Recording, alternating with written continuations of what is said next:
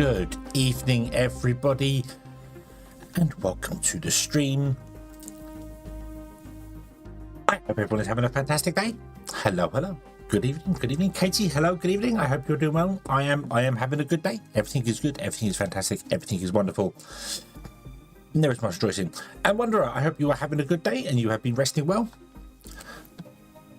And everything is also wonderful in your world. I am just making sure I remember to do the blue sky posty thing, which I keep forgetting to do.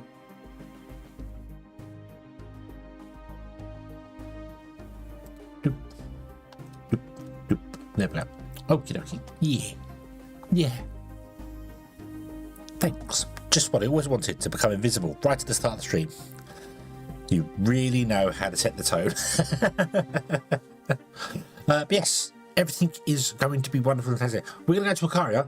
I'll go to the preview version. Can I just double check, Wanderer, and maybe in case you want to? I can stream the preview version, can't I? That is what Arkham said. I can stream the preview version, not just the demo version. Because I don't want to stream the wrong thing and show off stuff that I shouldn't be showing off. But I'm pretty sure that was what was said, that the preview version can be done, so we have some newfangled gizmos to play with. Yes, awesome. Okie dokie. Right. So I am back. Shall we get into it before my tracking gives up completely? Something is wrong with this tracking, but if I shrink myself down, it doesn't matter. So let's go for it, shall we? Let me go here. Rah. And I'll put myself down. Oh no, I want to go over there, don't I? Boop. There we go. I want to be over here. I want to be out a bit. Like that. Yes, the icons are back. It wasn't anything I did. It was something Google did. They moved where the fave icon for YouTube is stored on their servers. So of course it was pointed to the wrong place. So I should probably just download them so I've got it local. That would make more sense. But yeah. Okay. So we're going to start a new game on a new world and have some fun and building things and actually doing stuff. And hopefully get some bits and pieces done and see how we go. I'm going to try and not zoom through it, but not spend forever and ever trying to dig holes in things. So put it game. And I have mucked about with some numbers. That's the seed we're going with, which is just you go round with the number pad. 1, 4, 7, 8, 9, 6, 3, 2. This is what we're going with. Okay? You can't see it, my head's in the way. Rah, there it is. 1, 4, 7, 8, 9, 6, 3, 2. That's the seed we're going with. Okay. No, 1, 2, 3, 4, 5's got it's a bit steep. It's a bit steep, that one. And I tried some variations of it in other bits and pieces, and I just tried this one randomly. And this one, it was pretty good. So, as you can see, this one isn't too bad. We got some nice sort of flat-ish land with some trees in it nearby. We have our iron and copper up here. We've got a bit of a mountain we can take down if we want to take some resources, and we've got some trees in a valley as well. So, yeah, cool. That's what we're gonna do. So, okie dokie. Let's start this off as if no one knows what they're doing. So, right. So, what is ICARIA? ICARIA is a planet. This is the planet. This is the planet of ICARIA.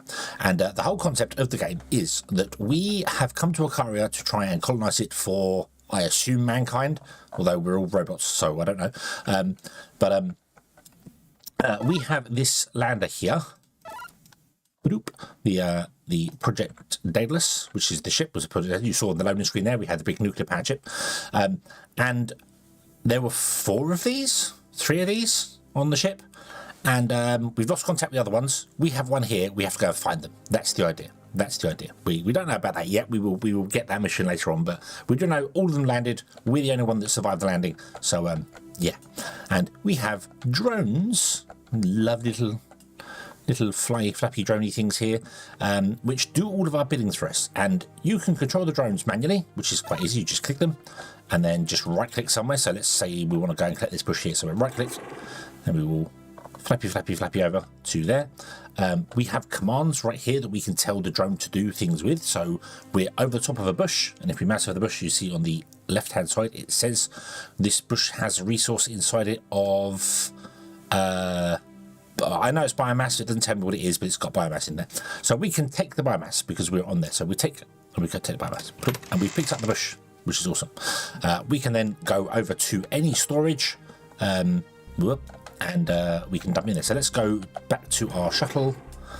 You'll see he sits over the little chimney. I keep calling them a chimney. It's a spaceship. They won't have a chimney, but that's the deposit in place, and we can give, boom, and now inside our shuttle we have one biomass out there, which is awesome. The shuttle also provides power to all of your things. So if you click it and zoom out, you'll see there's a big ring. This is the shuttle can provide power to everything inside there. We have a demand here for power here. It's also always shown in the bottom corner here. It can provide 2 megawatts of power, and depending on what you're doing, depends on how much you're using, obviously. So if we start moving things around, and I start just telling this to run around in circles, then the power usage will start going down. So it starts to drain and charge up here. So, boom, there you go. Go back down to 0. So if you have many drones doing things all in the same place, you're going to drain your power. So you need to be keeping an eye on that. If drones run out of power, they don't stop; they just slow down. If I remember correctly, you don't. Stuff just stops waiting for power. It doesn't fail on you. So yeah. So it's important to keep power up, but not like you won't fail if you don't have power. So that's fine. The drones also can obviously do things like mine. So if I say come up here to this bit of grass up here, instead of take, we have the dig command, and the dig command literally just takes a block. The whole world is made of blocks, not like Minecraft though, because the blocks are very thin. You'll see here, they're very, very thin. There's 2 blocks in that layer right there. Let me move it out of the way so my head's not in the way. There's 2 blocks there, technically, too deep down there. So they're 1 by 1 meter by 0.25 meters. So you have to dig down 4 blocks in order to dig down by 1 meter. So yeah. So we got some organics. Now you can move these around because it's organic. See, we have a deposit option here. You can't do that with some items, but with the things like organics and this is granite. This is also granite. Different versions of granite. There's dirt. There's all things. So, but we can come over here, for instance, and we can go deposit. Boom, and we just put the grass down there instead. So awesome. And it grew a little flower. Nice. Hey, daisies. Woo. Cool. So, things we can't do with drones, however, at the moment, is chop down trees, because a tree requires. I'll come to the tree here. See, I have no option to chop down a tree. That needs a chainsaw. We don't have a chainsaw yet. We will get them. We will get them. So you can't chop down trees, but you can dig terrain and move terrain and levels things out and do stuff, which we kind of want to do because we want to build a factory.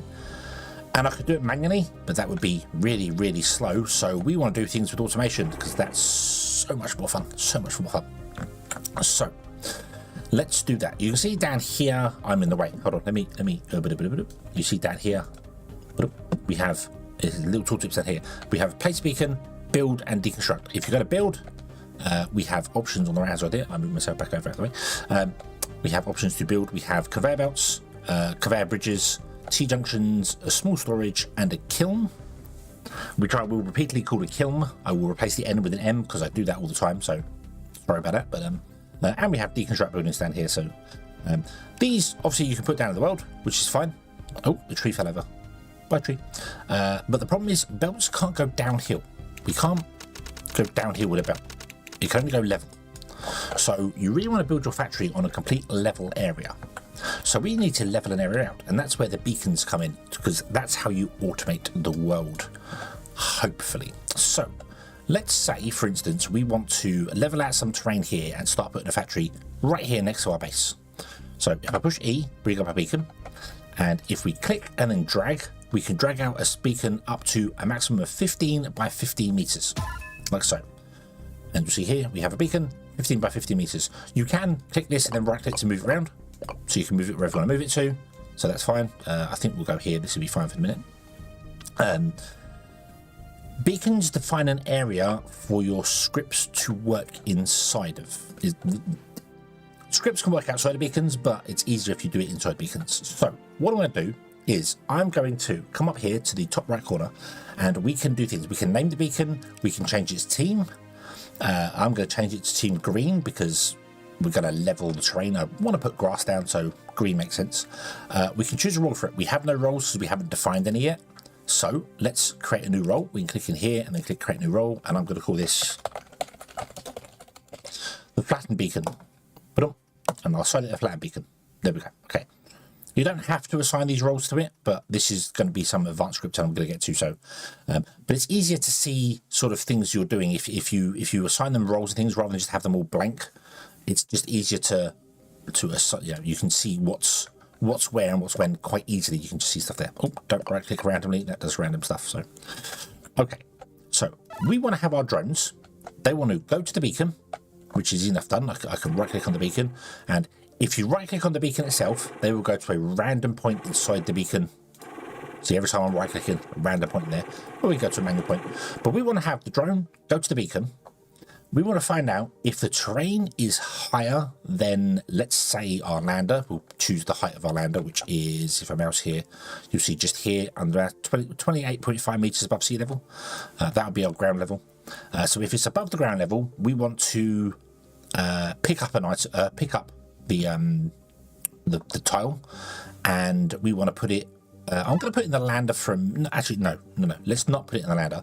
Let's build storage, shall we? Let's build a little storage for it. But what do storages require to build? Storages require 5 iron to build, so maybe we won't do a storage just yet because we've got 30 iron to play with. So we'll put it in the lander. We'll put it in the lander for the minute. We can always take it out of the lander later. It's fine. So how do we do that? We have a button here called the action editor, and this brings up a lovely window where you can create scripts for your drones for all automation. You can also create scripts for, well, pretty much anything in the game, but depending on what it is, depends on what it can do. Obviously, beacons can't mine stuff, they're just icons there, but beacons can move around on their own if you wanted to do that. It's possible to do that sort of thing. So if we open the command palette, we get a list of all the commands here, which all do different and wonderful things. I will try and go through all of them as we do things. I won't just explain them all right now, but we'll try and go through this. But the easiest way is, let's go through them. So the easiest way is, if you hold shift, while holding shift, anything you do with the selected robot is added to its script. So if you hold shift and right click on the beacon, select that, hold shift, select the drone, hold shift, and I want to right click on the beacon like that. You'll see in the action editor we now have a go to beacon number 1. That's gone to the name of the beacon. Now, this is where roles and things come in. We'll leave it as beacon that for a minute. I'll go to the roles in a minute, actually. So, but we can change this here. We can click on these things to change anything we want to with the way the scripts work. So we can change the beacon. We can have a specific role. We can pick a target on the map. We can have it move depending on where it is. So it could move 1 tile forward or 1 tile back or whatever it goes. And all robots have, all things have memory. And the memory is stored down here, and you can do things relative to the memory. So you could store a location, go somewhere else, and then come back to that memory location. So, but right now we're just going to go to the beacon, and we are going to say, actually, rather than going to a random point, so I can click this here, I want to go to the highest point because we're going to flatten down. So we want to take that. So we'll go to the highest point. So now, if I click play for this, you'll see he goes up there, and every time I click play, he goes to the same place. That's the highest point inside the beacon. Awesome. We then want to dig. Now we could just say, hey, dig. So we could shift click this, or you can drag it in if you want to. We say dig. However, we don't want to dig if it's not above the lander. So we only want to dig if we are above the lander, because otherwise we'll dig a great big hole. We don't want to do that. We've got a big hole here. So that's where the commands come in here. So I'm going to go and drag an if statement into the build, and we're going to go if, and if we click this here, come here. So we can say if, and so we click on the text down the bottom here, and we get all these options pop out here. So we can do slope to other options, charge in the battery,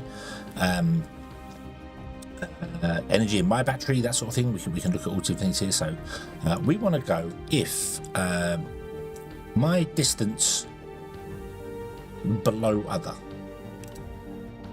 And we want to click here, and we want to click the lander. So these are general robot types. There's only going to be one lander that you have for now. You might get a second lander later. I don't know whether the second lander you build counts towards this or not, but let's say the lander. So if my distance below the lander is my distance above the lander, my distance above the lander is greater than 0 meters. So if we're higher than the lander is, then we want to dig. So we drag that in there. So that's an if statement. So if it was over here, for instance, we are lower than the lander, so it wouldn't dig. Okay, cool. So it will dig. Awesome. Then we want to tell it to go to the lander, so we can hold shift and right click on this and it will go to lander. And then we can just drag the give item and that will drop it into the lander. Okay, so let's see if that script works. So we can play. Let me slow down time so we can step through it here and just check it all works here. So, boom, press play. He's going to go to the highest point, which is there. Awesome. Now, if it's high above, which is true, he chose to dig. Now he's going to go to the lander. Boom. And then he gave that to lander. And there we go. We now have 1 organics in the lander. Awesome. So if we change this back to be a random point just for the minute, just so I can test this here. So I click play. Let's do this. So boom, boom. So he's going to go here. Boom. That's going to fail. It says condition was false because it was below the lander. And now he's going to go to the lander and he's going to fail to drop anything in there because he doesn't have anything. So we need to make this a bit more robust, don't we? A little bit more robust. So how do we do that? Well, we can first and foremost add a couple of fail safes in here to make sure something doesn't go wrong with it. So what I'm going to do is I'm going to drag an if statement in straight away and put it right at the top before we do anything. And we're going to go if my storage, we're going to leave that at default. So if my storage is greater than 0, that means this bot has something in its slot right here. It's carrying an item. So we don't, if it's carrying an item, we don't want to go somewhere and try and pick up another item because we can only pick up one item at a time. So if my storage is full, then we're going to go to, and I'm going to pick a specific building. Boom, that one there. Lander number 1. Boom, close that. There we go. So we're going to go to lander number 1. So if my storage is greater than 0, I'm going to go to the lander number 1, and then I'm going to give that whatever I've got, and that dumps my storage off there. Then I'm going to go to the beacon, and I'm going to go to the highest point, and we're going to check if we're above the lander, we dig. Then I'm going to drag another if statement in and put that in between here, and I'm going to go again. If my storage is greater than 0, then I want to go to the lander and drop it off. But there's no point in going to the lander and dropping off if I don't have anything. So how about we just get rid of that and that and that, because we're already doing that at the start of the script. Then we can just drag in the play action like so, and this script will loop over and over and over and over and over, which is cool. So let's hit play. Shrink that down there. He's going to go to the highest point. Boop. He's going to dig there. Dig, and then he's going to go back to the start of the script because we said play, and the start of the script checks whether he's got something in his inventory, and then goes to the lander, and then dumps it off, and then returns, so on and so forth. So this is going to go to the highest point, and eventually it's going to get to a point where nothing is above the lander at all. So it will just start flying around inside the beacon, going round and round and round in circles, which is fine, which is absolutely fine. We can just let them do that for a while, and we can just watch them do things, and this is fine. So we now have a script that does this and is fine, and it's doing the thing we want to do, which is fine. But one drone's very, very slow, so we probably want to have multiple drones do this. There's a few ways you can do that. ICARIA, hello, welcome, hello, good evening. I hope you're having a good day. I'm trying to explain myself as I go this time around, so hopefully I'm doing a good job. I don't know, but we'll see. So if you want to copy a script from one drone to another, or one building to another, you have the drone selected, you hold control. You see, we're holding control, left click on another drone to copy the script from the selected drone to the one you are clicking on. So I click that one there, pop, and he'll start running away and doing his thing. You notice he changed colour as well. He changed colour to the drone that I am. I'm going to change this drone to be green because I want I'm going to change this drone as well to be green because I want it to be green. So green to green beacon, so that's fine. Okay. So I can hold control and click this one and this one and this one, and then all 5 of them are going to go and go to the highest point. you'll see if there's multiple drones around, they can't obviously do the thing here, so they're going to go to the pit, they're going to mine, and then they're going to go back to the place there, and that's fine. And then you're going to go there, you can mine as well. So we can see there's a little bit of a problem here anyway, because they're all trying to go to the same spot. Well, now they're going to multiple different spots because obviously these are all the same height, so it's fine, it's fine. However, because they have a check to see whether we are above the drone before they dig, they won't dig low in the drone, the lander ever. So yeah, there we go. And then our drones can do things, and we can speed this up, and watch them go. And they'll go and flatten the terrain down, which would be awesome, and we can get a nice flat area to start building our factory, which would be very, very, very useful. So what happens if, for instance, here we go, boom, we're now at a point where the drones can't do anything. Slow down time again, but they're just flying around, doing their thing, going to the highest points, and the highest points are not lower than the lander. So, okay, they're flattened down to this point here, we can't get any lower than that, right, that's fine. So right now, I can move this beacon, and if you move the beacon, which, let's do that, let's move the beacon, we'll just move it over by 1, for instance. You'll see, they all start going to the next piece, because they're trying to find the location inside the beacon. So moving the beacon then means that we can flatten down terrain next to it, for instance. There are some cases where it will go wrong, like for instance the bush. They can't dig the bush, so they'll ignore that bit of terrain and it will go a bit wrong if we get to that. So you need to kind of figure out something with that. Maybe clear the area first or do something with that. So, but that's outline thing. So, what if we want to get some of these drones to go and do other things, but we want them to come back to this later? Well, what we should do is we should save the script. So what I want to do first, before I save any scripts whatsoever, I want to make sure my drones have a role. And the reason behind that is that scripts are saved to the drone role. If you don't give them a role, it will save the scripts and you will have access to them, but you then can't change them to a different. If you change another drone to that role, it won't have access to that because it won't be able to see that script from elsewhere. So let's create a new role for this drone, and let's call this flatten drones. There you go, flatten drones, awesome. So if I now save this and I call this flatten to lander, we'll make it as descriptive as possible. There's I don't think there's a limit on how long you can type the name in, but there is definitely a limit on how much you can see. So make them short but descriptive. So flatten to lander, we know that's flatten to lander, and you'll see we no longer have a script here, it's now here. If we go to other drones, you don't have anything, you're doing this script here, so that's fine. So, but what we can do is we can change all of these drones. So if I select the lot like this, and I then click one of these things here to filter it. So I want to click on the drone symbol. We're only selecting all the drones now, we haven't selected all the other things we've got. I can assign them to a role all at once. So we click this, click flatten drones, autosave, boom, there you go, boom. And I can then say, hey, would you flatten to lander? So I'll click this button here, boop, and then all of them are going to start flattening to the lander, and all of them are in flattened drone. So if I pick another drone now, like this, I actually just pick this drone, this drone. So drone number 1, open the editor. It's still got the script here, you see, because it remembers what's inside the action editor.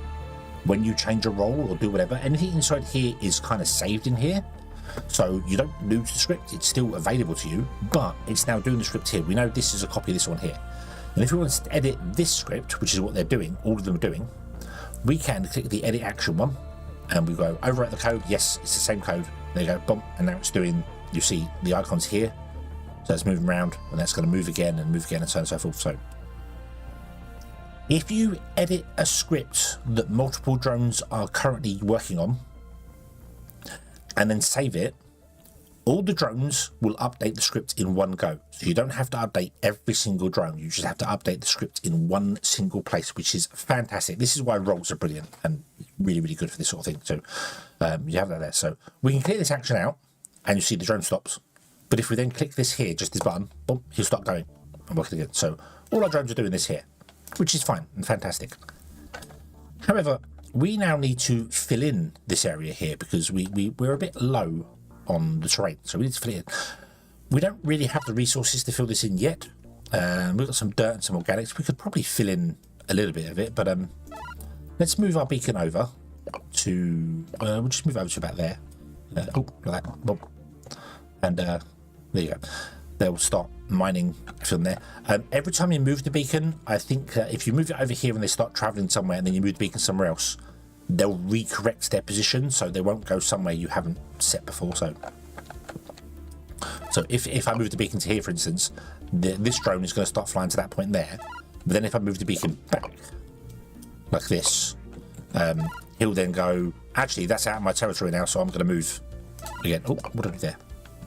Oh.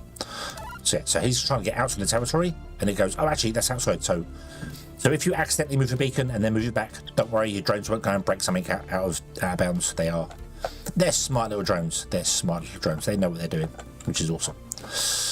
So we'll flatten down that there. We'll get some terrain, and then we can use that to fill in things and do stuff, because you need some flat terrain to build stuff. So let's speed up there. A lot of details in the game that are not covered in the tutorials. Yeah, there's a lot of stuff that I think people would want to try and discover. And obviously they can come on YouTube and come on Twitch and things and find people playing the game who know what they're doing, which isn't me. I just make it up as I go. But yeah, we can impart knowledge upon them. So, okay, so they're mining this here, which is brilliant and fantastic, and we can build ourselves a little factory, because that's what we want to do. We want to build a factory. So let's go to build now.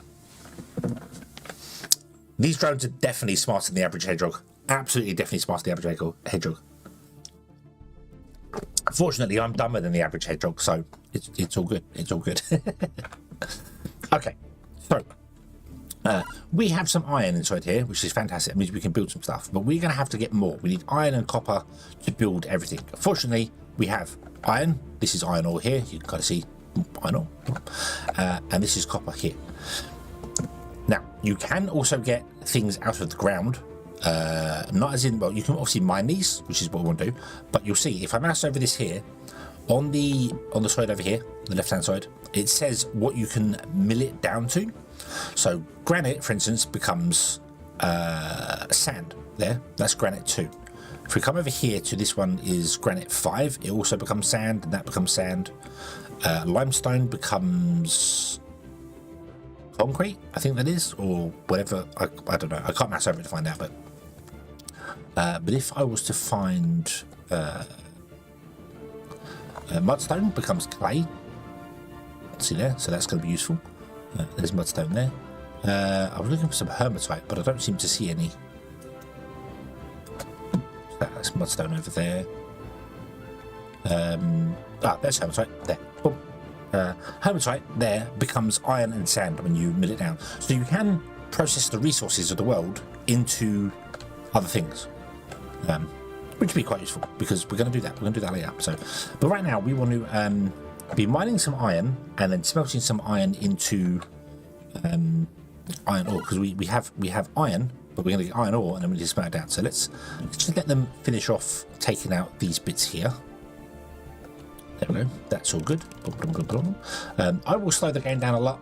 You can leave it at high speed, it's fine. I slow the game down a lot because when I'm editing scripts, it's easier for me if the game is slower. So, okay, so let me pause the game for a moment here, and then I'll click on a drone and then we'll unpause it and then go around. So they're doing flatten to lander, but what if we want to fill to lander? So we want to fill the holes in. Okay, let's create a new script. So if I right click somewhere, that makes the drone move and stops him doing whatever the scripts are, so that's fine. So we'll start a new script here. So let's say would you go to, and now if I use this little eyedropper here and click on the beacon, you'll notice it will do something a bit different. So beacon, there, it says flatten beacon. Whereas if we go to these guys, one of these has got to have the script set open, hasn't it? There, but it's going to beacon number 1. It's going to the name rather than the type. Now, the bit that's important about this is that if you assign a role to a beacon and you then say, hey, would you go to that beacon's role, it will go to whatever beacon it can find. So if you've got multiple flatten beacons, it will go to this one, and then it will go to another one, and then it will go to another one, and it will go randomly around. You can change this. If you click this here, so we're going to go by role, see by role is highlighted, by role to the flatten beacon. and it says random. You could say, hey, go to nearest. Different is, as it says on the left-hand side there, it's one that's not stored in the robot's memories. So that's used for like an advanced script, which would be go to this beacon, add it to the memory, come back, and then next time go to a different one that's not in memory. So it's like rotating around them if you want to do that. It's a bit more advanced than that, but we're going to say go to the flattened beacon, go to a random one because it doesn't matter if we've got one for the minute, and if we've got two, that's fine. You'll see here, there's one called any team, or you can set a specific team. You can also set a my team. Now, this is the important part with the colors. So I'm going to say go to my team. You notice it changed green. So that means this green drone is looking for a green flattened beacon. If I change the team to be blue, it's now looking for a blue flattened beacon, and we don't have a blue flattened beacon. So that's not going to work. This is where rogues become very important, because you can have the same scripts do different things depending on the role and the team that they're on. And I'll show that in a minute when we mine the copper and the iron, because we'll do that. So change it back to green. So we want to go to the green flattened beacon. Okay. However, I want to add my fail safes in first. Remember this. So if my storage is greater than 0, can you go to, and we can use the eyedropper again and click this here, go to the lander and give it to the lander. So boom, at the start of the script, if my storage is 0, go to the lander. I like having that at the start of the script because it means that if the drone has something in its inventory, it won't be doing random things. It won't be going somewhere and putting it down somewhere wrong or putting it in a wrong building. It will just go and get rid of it first. I normally use whiles, but we'll get to why I use a while over an if one later, so we'll figure that out in a minute. So right now we're just going to go to the lander and we're going to drop stuff there. Now, we will go to the flattened beacon, but this is going to be the fill action. So we want to go to the lowest point instead, rather than the highest point, the lowest point. And we want to have that in if statement, and quite simply, we're going to do the same thing before. If my distance below other is greater than 0, which means we're below the lander. So we're going to do this, pick the lander. So boom, that one there. Boom. My distance below the lander is greater than 0. That means we're below the lander. We're not equal to it. Then we want to deposit the thing we have. However, we haven't gone and picked anything up yet. So we need to do that. We need to go and pick something up first. So to start with, if my storage is greater than 0, we want to go and get rid of that because we don't know what it is. We're not sure if it's the right item we want, so we're not sure. Now we're going to say, I'm going to say, actually, do you know what? We're going to use a while here. So while my storage equals 0,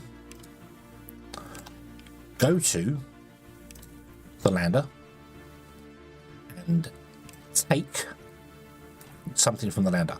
Now, I want to use a while here because right now we're dealing with the lander, and the lander is the only storage we have. So we've got one storage here. Later, we might have multiple storages. We will have multiple storages.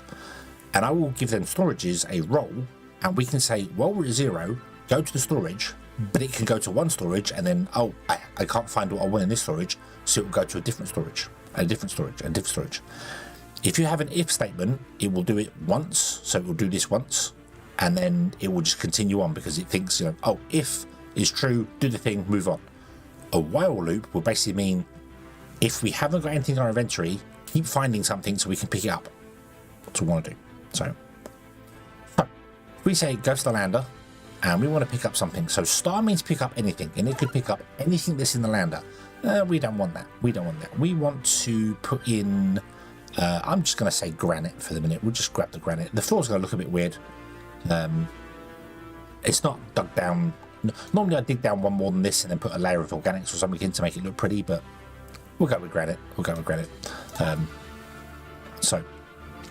Also, another good thing about moving your drone before you start editing it is that if you click off of it, you're not going to get confused and click on the wrong drone because you know where you put it.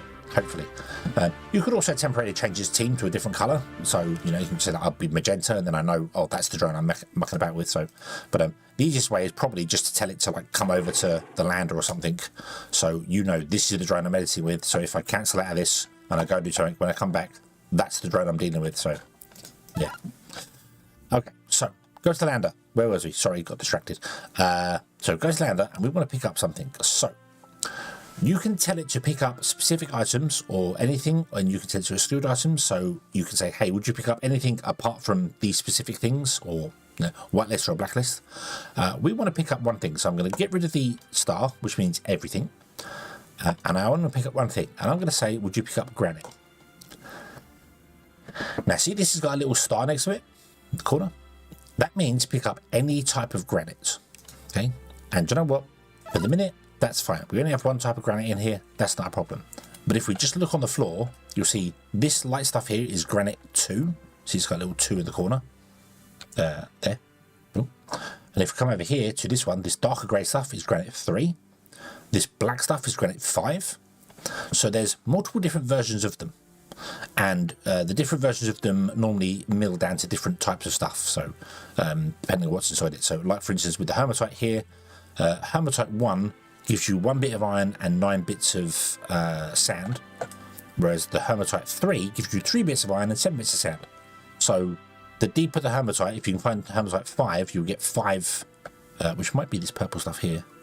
No, purple stuff is the outside of the map. So that's the outside of the map. That's as far as we can go for the minute. We need to get more scan range to get more of that. So yeah, so the hematite 3. So depending on the type of it, not only does it change colours, it depends on the goods you get back out of it again. So we're going to say, would you pick up any form of granite? If you want to pick up a specific type of an item, when you're selecting it, if you right click on this, you will be able to pick individual things here. So you can say, hey, I only want to put granite 5 down because I want to make all my roads black. For instance, I like the black texture. I want to use the black texture. That's fine. We don't want to do that. We want to do here. So yeah, items marked with a star code in multiple varieties. Right click to choose the one you want. So you could right click and pick the different colors of mud or things like that. You can have 1, 2, 3, 4, 5, 6, 7 different filters in here.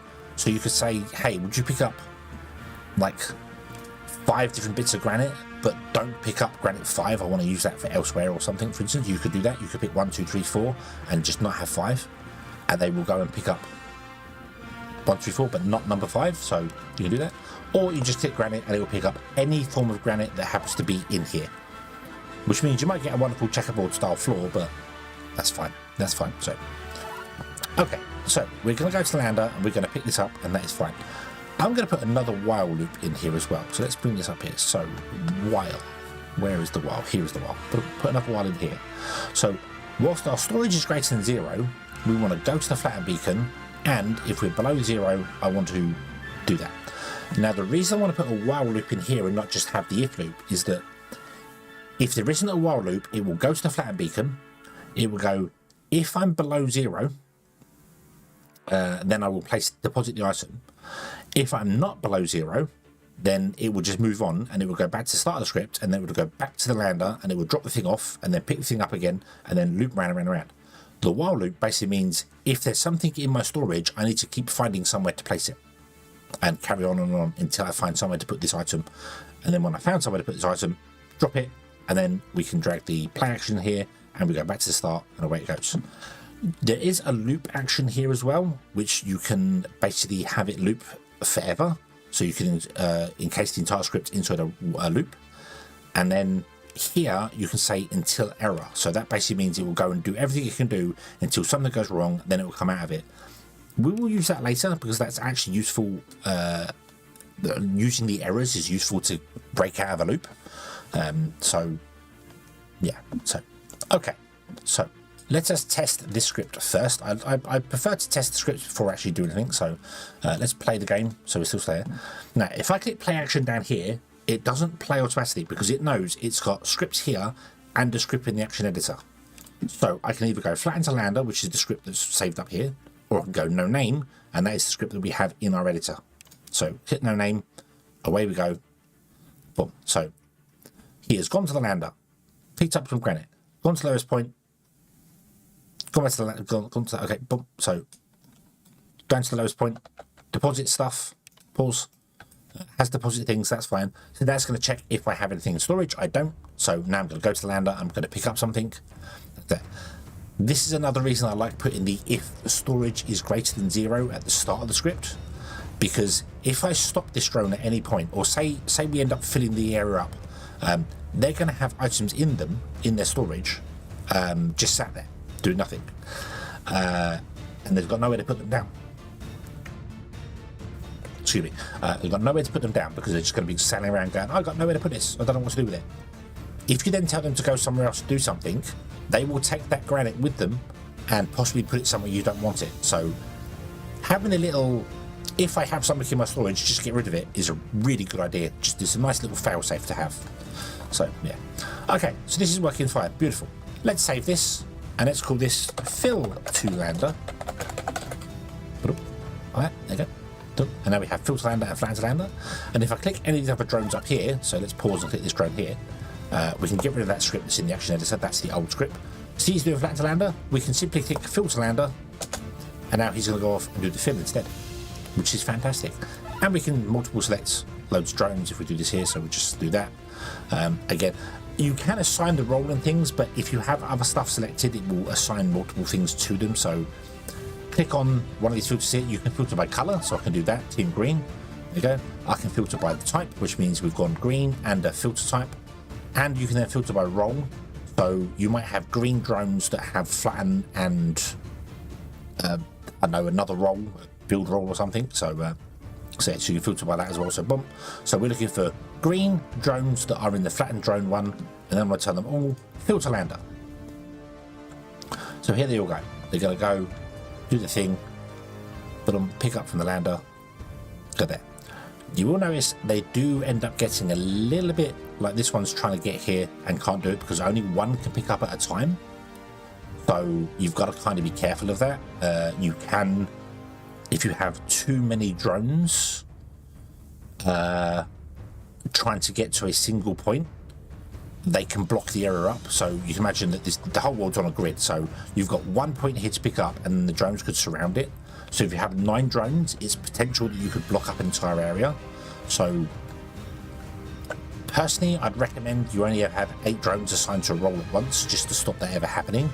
But you can have multiple drop-offs, so you can, yeah, do that. So been watching the stream more than once or twice. Never thought of doing it the way you're doing it. This is my logical thinking. Don't know whether it's a good thing or a bad thing, but yeah. Okay. So now all these drones are flying around with some granite in them, trying to find a place to go. So if we move the beacon over to, let's say here, and then tell them to go, they're going to go to the lowest point in the beacon. They're all going to head to roughly the same point. Unless there's multiple points, then they'll pick a random lowest point. And you see, they're going to put this down here. And they're going to fill this whole block area up here up to this level. And that's fine, because we need a factory. We need a factory anyway, so yeah. Okay, let's speed this up here. Away you go. You see our power usage as well. If I click on this here, so our power usage is up there. We're using 204 kilowatts. We've got 2 megawatts, so that's fine. As I've said, if you exceed the power demands, it doesn't stop anything working. They just wait for power until they do the next thing. So your factory won't grind to a halt; it will just slow down. So okay, so here they go. How much granite do we have? 200 granite. Is this going to be enough to fill up this area? I don't know.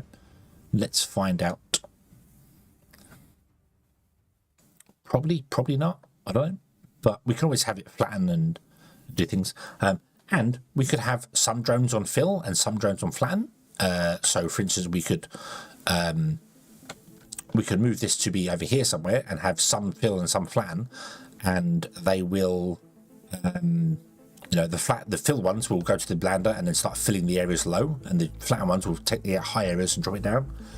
You could technically have a script that does both. It fills and flattens at the same time. I don't think I've ever tackled that sort of thing, but you could do that. Anyway, right, so now they're all gone. Oh no, we can't carry on anymore. We're stuck because we have no more granite. We know not what to do now. So what should we do?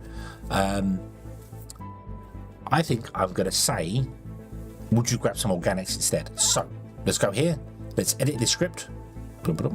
Let's change this up. So we don't do organics now, or we don't do granite. I want to go organics. And I'm going to save it. And I'm going to save it as the same name. Now, you will notice before I save this here, you may have noticed, you probably won't notice because I didn't notice it for a very long time. This has gone into italics. And the reason it's in italics is because it means we are editing this script. So this version of the script is not the same as the global version of the script. So this drone will be doing something different to the other drones. Because the script is in italics, it means it's a custom version of it. If we save it with the same name, it comes to here, and now all those drones will have their script updated at once. And away you go. There you go. Boom, just going to grab the organics and dump them all down. You'll get a lovely green one there. Fox Prime, hello, good evening. Hope you're having a good day. Do the flatten and fill thing, but with cranes. Yeah, cranes can be a lot more powerful when you're doing mass terrain stuff. So, but we've just started, and I'm just sort of going through the trying to get the basics of scripts down, because then the more advanced scripts, obviously, you can do lots. You can do lots with the scripting of this. You can do a whole heap of stuff with it. So, okay. We get a lovely pattern going on here, because obviously they're going to take whatever organics. If I wanted to just pave it with one organic, we could do that. That'd be fine. So, and there we go. We have our place flat. So we have some flat in here. So yeah. Okay. So now, I want to. Well, I'm going to move this beacon over to here, like that. And I'm going to grab all you guys, and I'm going to say, would you flatten to lander? I'm going to slow down time as well, because boop. What I'm going to do is I'm going to grab this drone and this drone. I want to do checkerboard paving. I'm going to steal a couple of drones. I'm going to leave 3 of them doing that here. That's fine. But I'm going to take these drones, and I'm going to do something with these drones. So I'm going to, first and foremost, change their role. So I can set them, click team, and that changes the role here. So I'm going to change them to be, I'm going to make them magenta, because that's usually what I use for my own, for my own personal sort of, for drones that aren't doing anything automatic. It's like a semi thing. Magenta's the one I pick for it. So okay, and I'm going to give them a different role. So they're going to have the McDrone role, which is just basically a blank role, just because I want to change them to that. So I click this here, I'm going McDrone, there you go, boom, they've got that. So they've got no scripts in them at all. So you see, this now has no scripts, so they can't go and do the same things that these were doing, because they don't have access to those scripts, because they're now in a different role. So we want to build a factory, obviously. That's the whole point of it. I mean, you can play around with drones all day. They're fun, I enjoy them, but we want to build a factory. So let's go to our build here, and we want to get a kiln going, or maybe 2. I'm not too sure. We'll figure it out in a moment. So let's just put the 1 in here. So I'm going to come over here, and I'm going to put 1 in. I'm going to give myself a decent amount of space behind here, and the factory is going to kind of grow that way, because that's, we're going to have to dig out a little bit and fill a little bit, and that just makes sense to me. So so let's put the guy, let's put it there. There you go. Boom. So we put this in here. Here we go. You see, it's got inputs and outputs on either side. It's got a little chimney for the input point, so you can rotate around if you want to put that closer, but that can input and output from either side. It doesn't matter which side you input or output from, they can do that there. So we need to build this. So I could grab this drone here, and I could go to here, doopy doopy doopy doopy doop, and I could take some iron, and then I could come over to here, doop doop doop doop. Let's go a little bit faster, come on, build them, and then I could give the iron, and there you go, that's got 1 iron, it needs 10.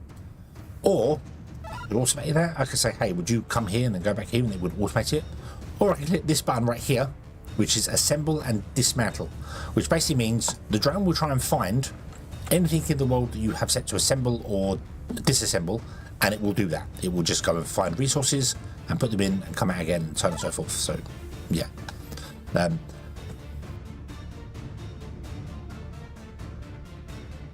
excuse me.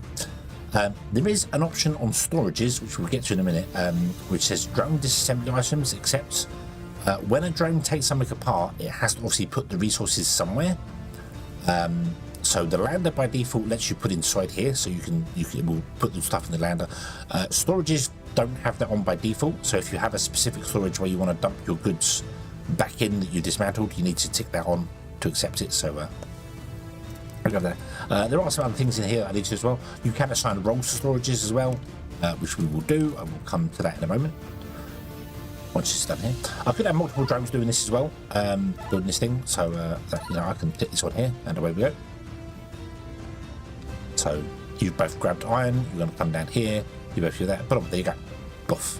Now you see the power demand's jumped up a little bit. That's because this guy wants power.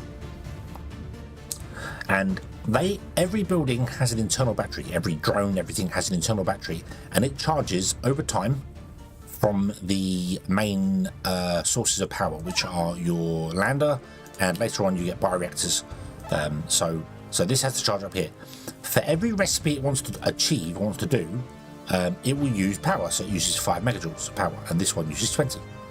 So depending on what it's doing, depends on the demand of drain it has on its own battery, and then its battery in turn takes demand onto the main system.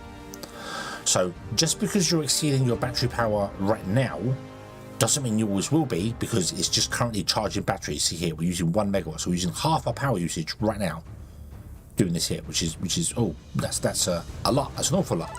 But once this is charged, our power usage will now drop, hopefully back down to 140 kilowatts, because we're just using the drones. In fact, it should be a bit lower than that maybe, but yeah. So when you put buildings in, if you put multiple buildings in, don't worry about your power being over demand, because it's just a temporary drain until the batteries sort themselves out. So okay, so what do we want this to do? We want this to probably make iron for us. So I'm going to choose a recipe, I'm going to pick iron. Boom, there you go. The manufacturing system can be, as it says here, simple or scriptable, which means not so simple. The simple version is basically you pick a recipe, you tell it how many you want to build. So you go, I want to build 1, I want to build 100, or I want to go forever. And then it will go, okay, I want to get iron ore, and then I will make iron from iron ore. If we go to the request tab here, you can see it's requesting 2 iron. So right now it wants 2 iron from somewhere. You can supply it via drones directly into here, or via belts from a storage. So let's go to drones. Let's start with drones, shall we? That's going to be a good idea. So let me grab one of my Muk drones, and let's change this to be I'm going to go with blue, because even though iron isn't really blue, blue's a good representation for iron, and in turn orange is good for copper. So let's do here, and you have a role. Let's create a new role for you and call you mining drones. So you're part of the mining drones one here, and we want to do another script for this guy here. So let's do the same thing. We'll press E to make a beacon. We'll drag over the top of the iron. Let's move it in a little bit here, like that. Okay. So you can filter beacons. Oh, excuse me. You can filter beacons to only select certain terrain types. You see, you have a terrain filter right here. So if I was to say add an item, and I go into refined items and I pick iron ore, the beacon only selects the iron ore, which is awesome. There's also a couple of options here for diggable tiles and water tiles. Drones cannot go underwater. They can go across water. He says, trying to find some water, and realizes we don't have any water on the map here. But if you dig down to level 0, you will find water. There's always water at level 0. Drones can do it. There might be iron underneath the water, but drones cannot get that. So that's where you need cranes. We'll get to those later. So I want to go only diggable tiles, which basically means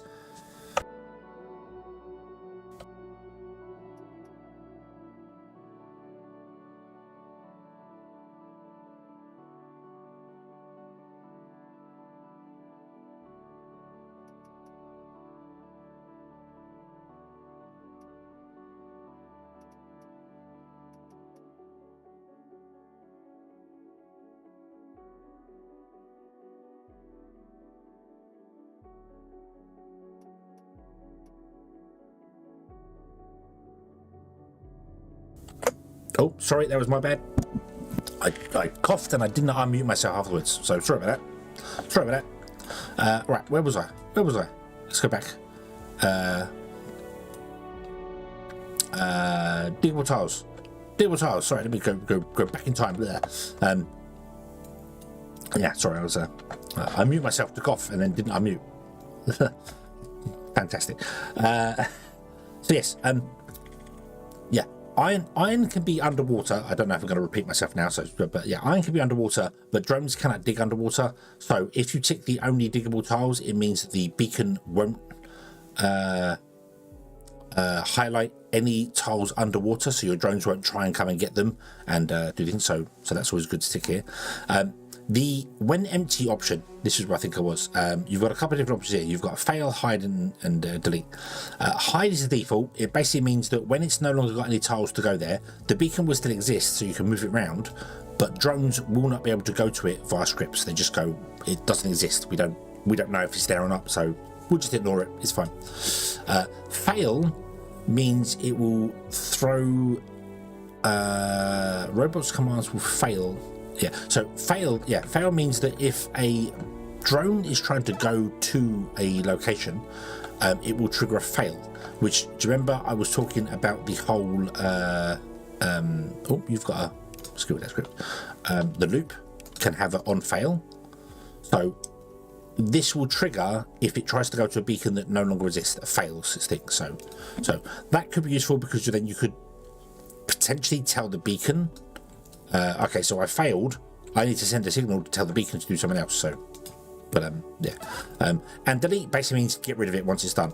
Quite useful for if you have like a temporary one. So if we come over here and put a beacon in here, we can tell our drones to come and mine this, and once it's run out, it will just delete the beacon, and then the drones will go and do something else elsewhere. So quite useful. That's a place and forget thing. So we want to mine iron ore.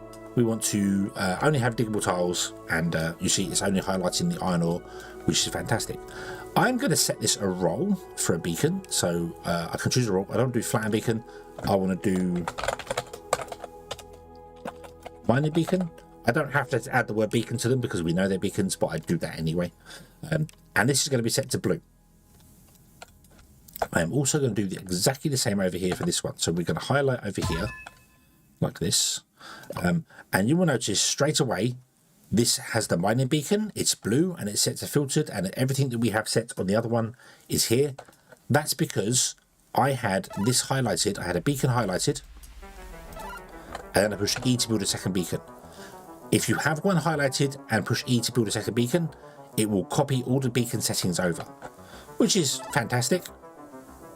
So yeah, very easy to do things if you're doing like multiple iron beacons or things like that. This wants to be copper, however, so we want to change this to be refined copper ore, and you want to be orange. Now the role and the team is important here because of how I'm going to do the scripts. So we're going to have two drones. One is going to be orange, one is going to be blue, but they're both going to, both going to be part of the mining drones. Okay. So I'm going to start my script off the way I start all of them off. If your storage is greater than 0, would you go to the lander?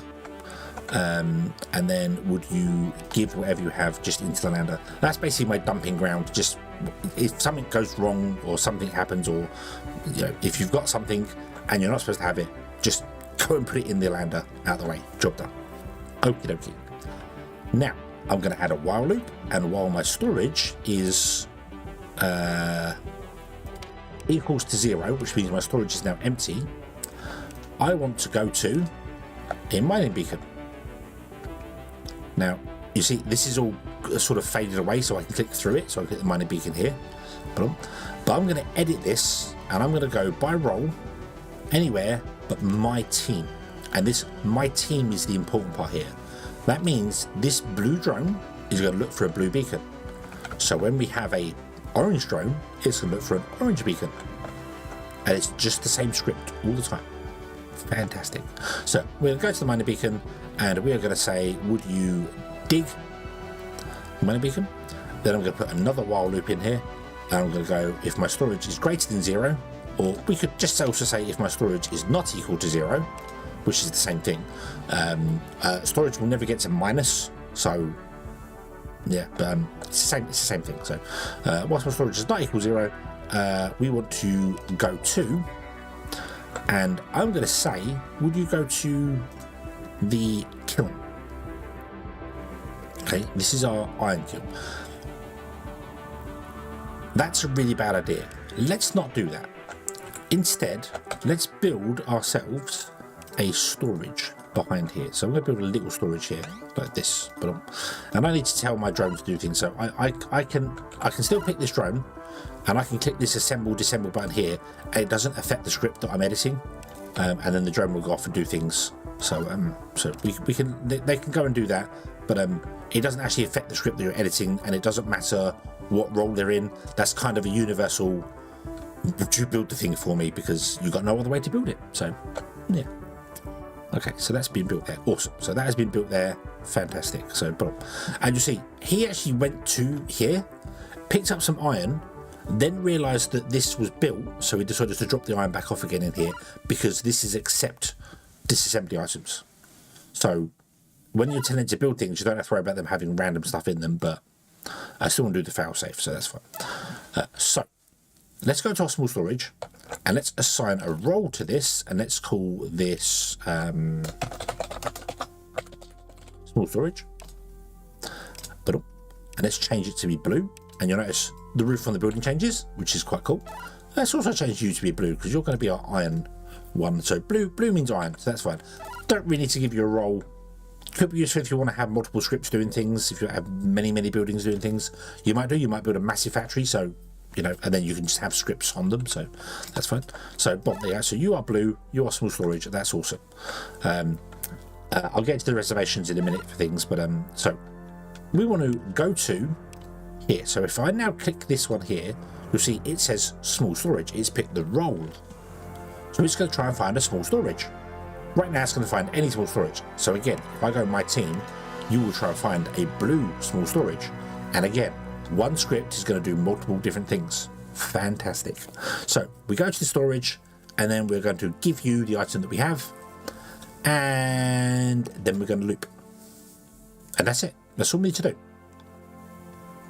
So well, there's actually one other thing I do need to do as well. I need to build a conveyor belt between here and here. So boom. Away they go. And again, if we click this drone here, you'll see the drone comes here, picks up iron, and then drops the iron off, and then moves away. I do like that it goes here, it drops off, and it moves away. It doesn't sit on top of the building. That's a very nice little touch, because otherwise it would block up the entrance, and then these drones couldn't do what they're doing. So fantastic. I love that. Well done. So okay, so now let's click play on this. So I have to stop the battle. I'm going to click play on this, and here we go. So you don't have anything in your storage, so okay, we don't need to dump anything off. So let's go to the mining beacon. It's going to go to a random point in the mining beacon. It doesn't have to start at the top and go down. It can just go to any point. That's fine. Then you're going to go, hey, so my storage is now not equal to 0, so I need to come back to here, and then and here we go. Loop, loop, loop. Fantastic. So let's save this script and put this as a, let's call it a mine ore script. There you go. Poof.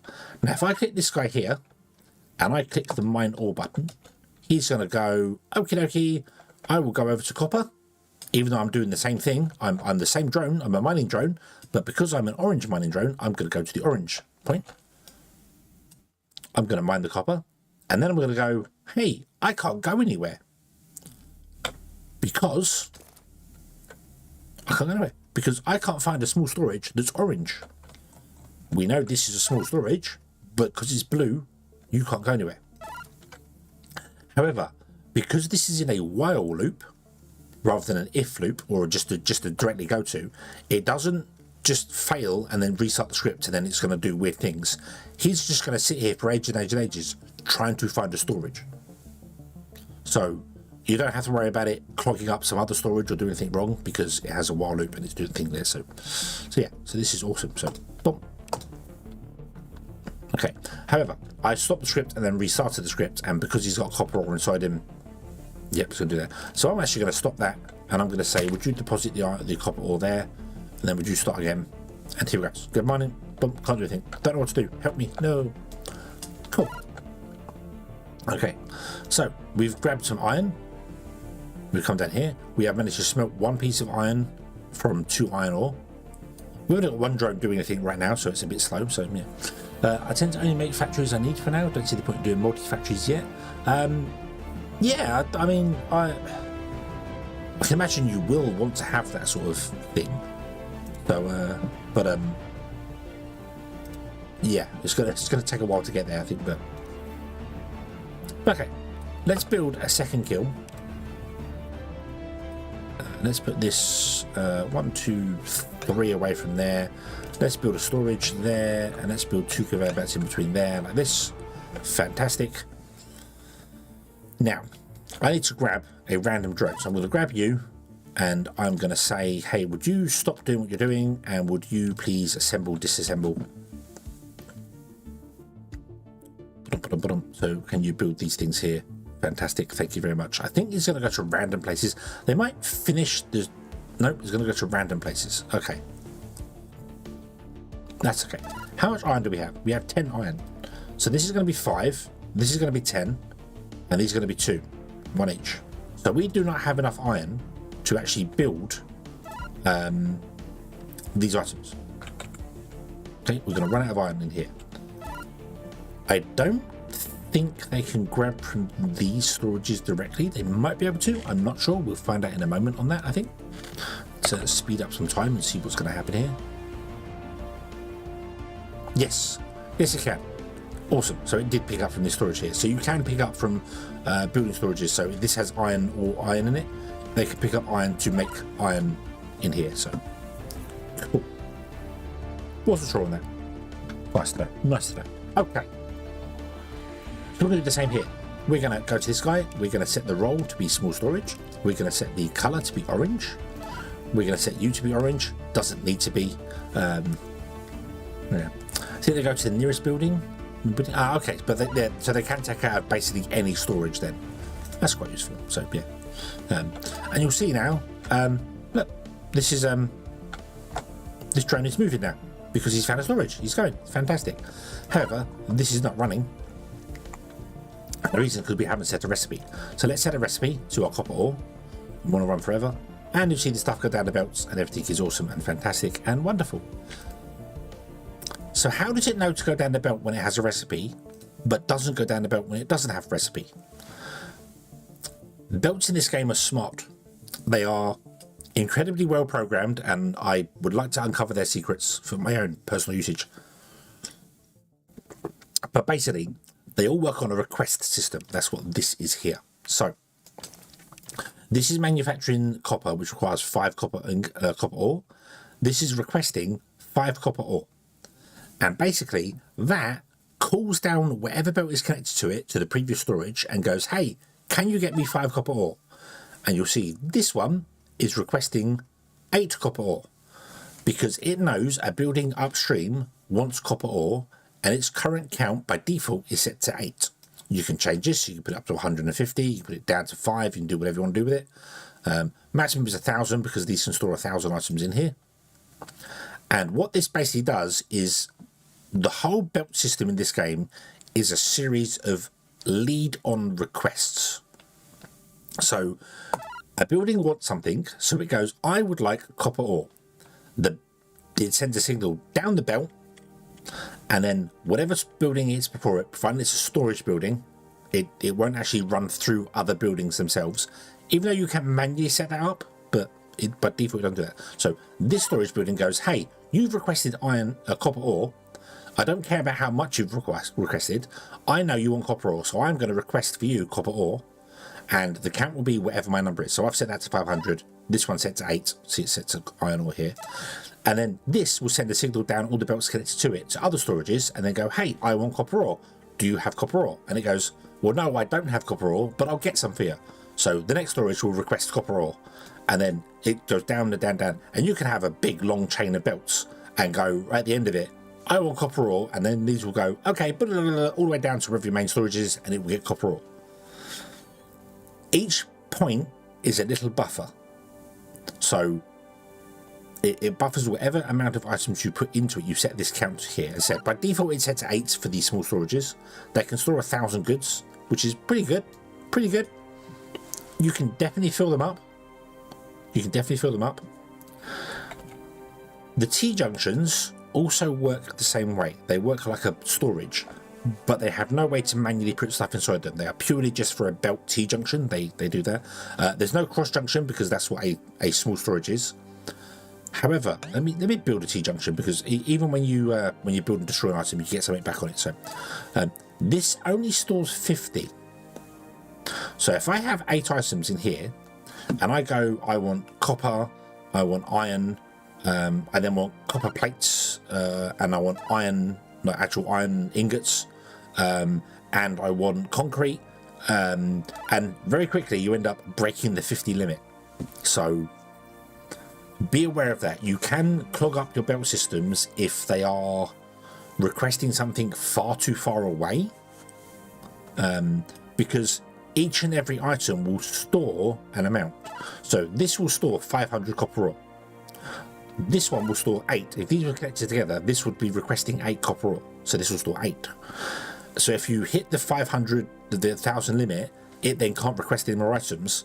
So it might be full of some goods which aren't being used, and you can't request the items you do want to use. So yeah. The T-junctions are useful, however, because they only require one iron to build, whereas the storages require 5. Yeah. Also, you can put a T-junction directly on a belt. Let me show this as well. So if I build that belt there, you're going to grab the iron from here and build this belt. Away you go. You'll also notice the belt is not highlighted or running. If it doesn't have a connection point at either end, the belt just doesn't do anything. It's completely it's a dead belt, doesn't do anything. If we build a T-junction and I put the T-junction on a belt directly, it just instant builds it, because it only requires 1 iron and the belt only requires 1 iron. So you can add T-junctions in quite easily, but the T-junctions are probably going to be your choke points if you have quite big belt networks. So just bear that in mind. So yeah, let's just get rid of it here. I don't know if it right, it doesn't. Yeah, so you see that I got rid of both of those in one hit. If you hold control and click on a belt when you're in dismantle mode, you will remove the entire belt, and then your drones will come and pick it up and do things like that. So yeah, okay. So yeah, I don't think it says that anywhere when in deconstruct mode, does it? No, but if you hold control, you will delete the. So I can delete one of these 2 belts. If I hold control and click one of them, it will delete the whole belt. So just quite useful to know. So okay, so we're making iron, we're making copper, which is fantastic. Again, storage. You've got to be careful of the storage here. So this is running forever, which means it will constantly be making iron from iron ore. If it makes 100 iron, it then can't accept any iron ore because it will be at its 100 storage. So you need to make sure you're getting rid of the iron out of it by putting a storage at the end of it, and then, well, either you could set the storage to, obviously the storage will then, if someone requests iron down the line, it will come out for it and it will go down. Or you can manually set the reservations in here. You can change this from being automatic to be manual. So if I click this here and I go, hey, would you I don't want to have any sorry, I want to grab let's just say bog rock, for instance, and I want to have 25 bog rock. But there you go. So this storage will now be requesting 25 bog rock from upstream. So you can put a storage after the iron kiln and say, hey, can I request 1,000 iron, and it will just take out of the kiln all the time. So the request system is genius. I really do like this. I don't know why you can't get rid of that one, the any item one. I don't know why that doesn't go away when you set it to remove, but it doesn't. But it's set to 0, so yeah, that's okay. So I'm going to set this back to automatic anyway. Set the count to 10. Let's do the same here. Set the count to 10. Doesn't really matter. None of these are going to actually have the storage in them. So yeah. Okay, so we have made these here, which is fantastic, and we have unlocked some new things. So we are now tier 1. I didn't explain this to start with. We were started at tier 0. We were here. We could make a kiln. That was it. So we can make. So we had to build a kiln, and then we got tier 1 open, and we opened tier 1, even though we had the belts already. But yeah, we've now opened the printer and the bioreactor. So the bioreactor, I don't think shows you when you're building it, no, but the bioreactor works the same way as the lander does, but requires fuel to create energy. That fuel can be anything from any biomass or wood. I think that's it, biomass and wood. Yeah, so it can create power. Its range is a lot smaller than the lander, a lot smaller than lander.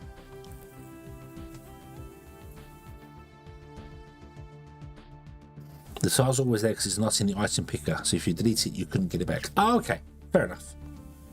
Okay, there's nothing in the tooltips that says the bioreactor's range. It doesn't show you when you're putting it down as well. I thought in the tooltip it said the range of it. Maybe not. I don't know. But the bioreactor has a much smaller range than the lander. It's not. It's sort of. If I put it in between these two here, it would easily cover these two buildings and a bit around it. But it's not anywhere as big as that. So the bioreactors are kind of designed to be put sort of like right here. We put it next to this building, and its idea would be it would power this building. It can also be used to put in areas like over here. So we could put a bioreactor up over here, and then it would be able to power the drones that are mining this area here.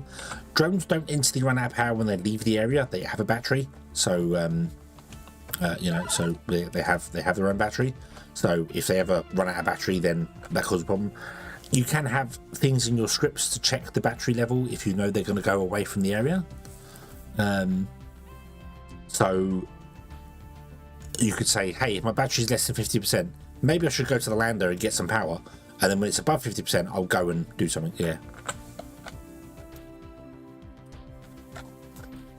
Yeah, showing the range. Yeah, I can understand showing the range would be a bit difficult, but I think the tooltip should probably tell you the radius.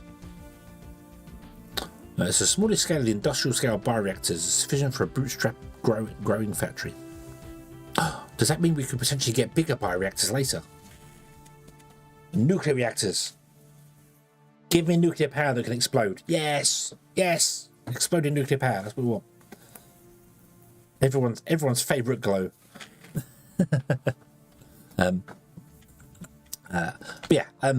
the bioreactor is your power generation in place there. You can put it in the same place as the lander as well, and it can just augment the power, so you can have multiple things there. See, we're getting spikes here of the power usage. This is obviously when these are making things. They are requesting more power back in. Yeah. Yes, nuclear power.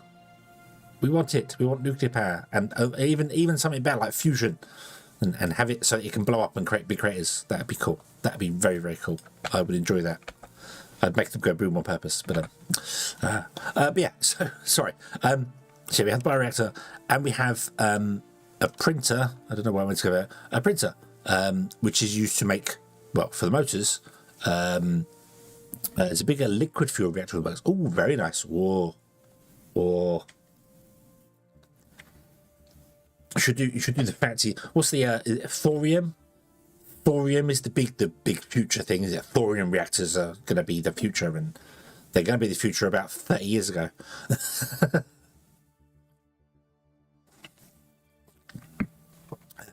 Yeah, the printer is your component maker things there. So if we want to unlock tier 2, which can give us the crane, the garage, we can make drones, we can make a chest.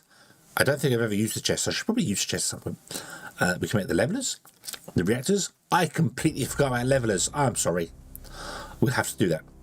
And a chainsaw for chopping down trees. Awesome. But to unlock tier 2, we need to build a printer.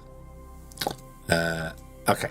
I also completely forgot we have levelers. Oh, what an idiot. What an idiot. That's okay. We can play with levelers in a minute. We got our mountains to get rid of. Yeah. Yeah, we'll do that in a minute. Okay, so in order to get the next tier open, I need to build a printer. So let's build a printer. I'm going to put the printer probably here. This is definitely not the final layout of the base. This is more of a this is definitely not the final layout of the base.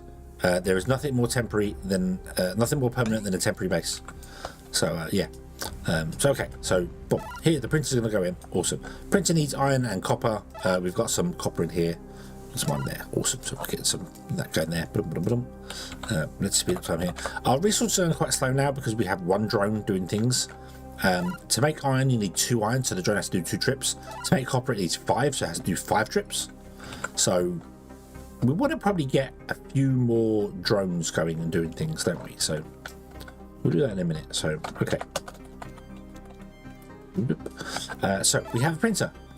So the first thing you notice about the printer, it doesn't have a chimney. I know I keep calling them chimneys. I know that's not what they are, but they look like chimneys to me. So that's a chimney. This is the input point. It doesn't have any way for drones to input stuff into the printer. You have to input things to the printer via belts.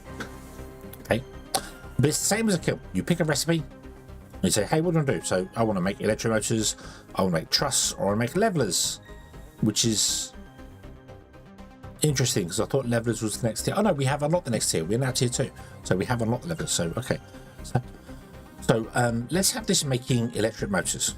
Okay, but there's something different I want to do here.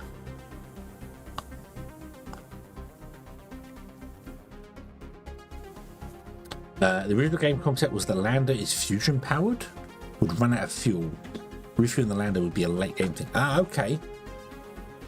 I think the infinite power is probably a better thing. Yeah, because if you take your time playing, then yeah, you run out of power and everything goes terribly wrong. So, yeah, yeah. Okay, so I'm going to do something different here. So I want to set this to limit 1.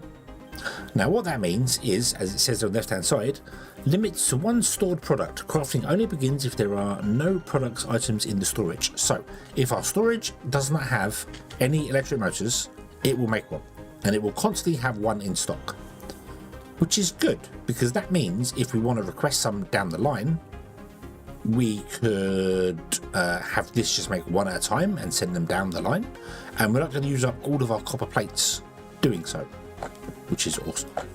So let's just build a way out of this and down to here. So I'm going to put in a T-junction here, like this.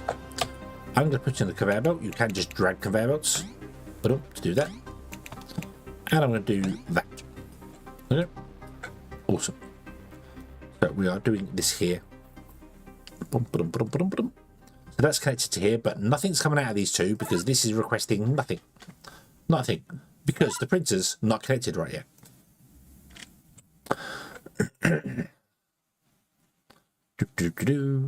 So get this up here, you drag that, connect up here. You'll see this, and suddenly, hey, look at that. The belt's moving. You may also notice there was a power thing briefly there. You'll see there's a little like traffic light above here. That is the requester. That's the thing that takes stuff out of here and moves it forward. Does actually have power, does actually require power to run, so your belts do technically require power to exist. So just be aware of that. Your belts do also need power. Shouldn't really be a major problem, but every little thing adds up, and yeah, so okay. So there we go. So boom, you have requested 3 of these, which you've done. You have got 3 in stock. You have made a motor, and then you have requested another 3 because your next item to build is a motor, but you're not building it because you have 1. So it's all ready to start building another one. So it's requested items down the line, and it's fine. So you see, this has got now a request here for copper, but it's set to 8, so it's stored 8 copper plates inside it using 8 of 50 storage. This is where you can very easily fill up junctions. So yeah. However, there is a wonderful thing with junctions that you can do. You can get a small storage and just slap them on top of a T-junction, and it will upgrade them. Your drone will have to come and build it because it requires more iron, but you'll upgrade a T-junction to a storage. One question I have that you may be able to answer, if I had custom requests on this and then I upgraded it to a storage, does it copy the custom requests or does it replace them? I could test that, couldn't I? I could just test that right now. Let's test it right now. Let's say I would like to have we'll go 5 copper, and let's grab something that we don't actually have on our thing yet. So truss. Let's grab 8 truss, like that. Okay, and any item is set to 0. So if I now build, so this has got 5 copper and 8 truss. If I upgrade this to a small storage,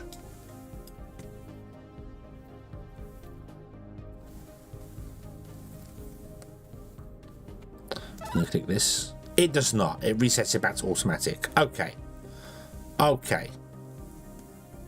Okay. Yeah. So bear that in mind. If you do have any custom requests on a junction, you upgrade it, then yeah. Generally I think I've started doing that now. Instead of using T-junctions, I tend to use storages everywhere, just because the bigger buffer is nicer to have. You don't lose the items inside. The items you keep, but the request system disappears, which makes sense because it's no longer a T-junction zone. Yeah. You can, however, stop belts running. You can change belts.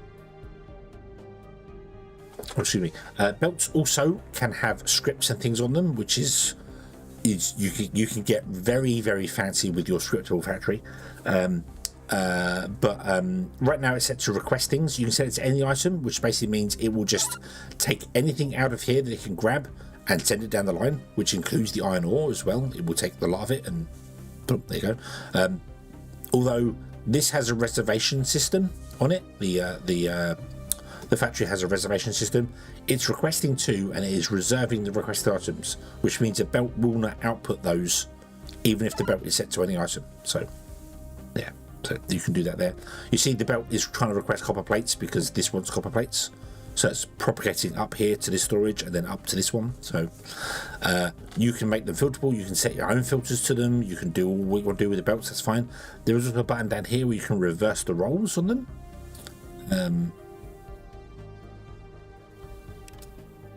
I can manually load the conveyor, so I could manually click an item that's in this building and tell it to get out and go along.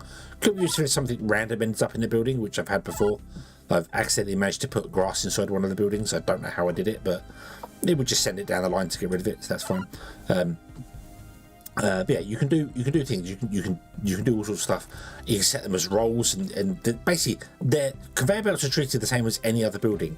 So anything you can do to a building, you could do to a conveyor belt. Don't know why you'd want to have scriptable items on a conveyor belt, but I'm sure there is a use case for that somewhere. You could manually set items down the line, particularly if you were worried about this filling up. You could probably say to the belt, hey, check whether there's storage here first, and so yeah, there's a it's nice having the option. I've never used any scripts on a belt yet. I have used the any item filter. I've done that before, but I haven't used any scripts on a belt yet. I say yet because you never know. The day will come one day, I'm sure of it. So yeah, okay. So, we are now making engines, electromotors. Fantastic, awesome. So now, if we go to our build mode, we can build new things because we are now in tier 2. Ooh, we have access to the crane. We have access to the garage. The garage lets us build drones. We can build drones. We have access to a chest. I've never used a chest, like, ever.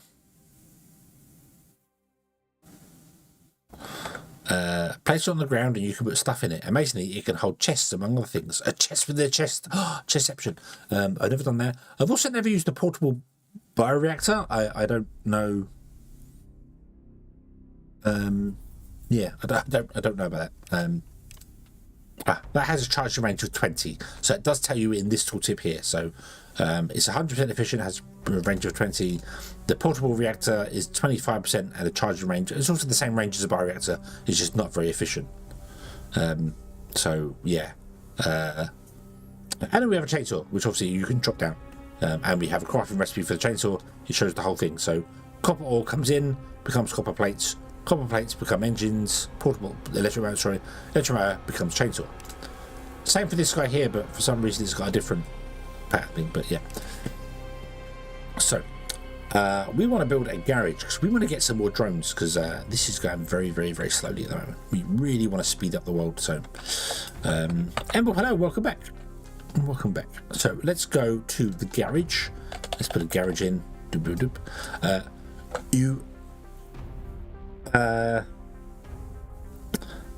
You cannot have a storage directly outside a building. You must have one conveyor belt between them. So there must be at least one space between them. Having more space is obviously helpful as well because you can run belts over the top of other belts. So you want to have space between them. So I have a habit of building things too close together. And then everything goes terribly wrong. So I'm going to do that like that. Okay. And then we'll build this guy here. Speed up some time here. Bum, bum, bum, bum.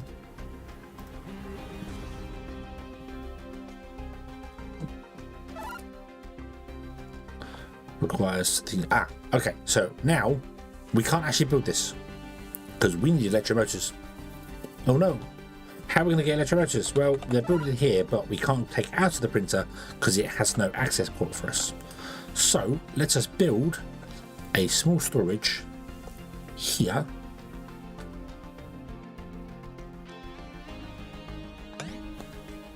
And put one here. Okay. That's killed our belts for the minute, but that's fine. I need one there because we also need access to the iron.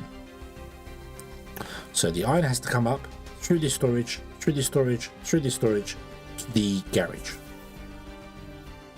So that's the plan we're going to have here.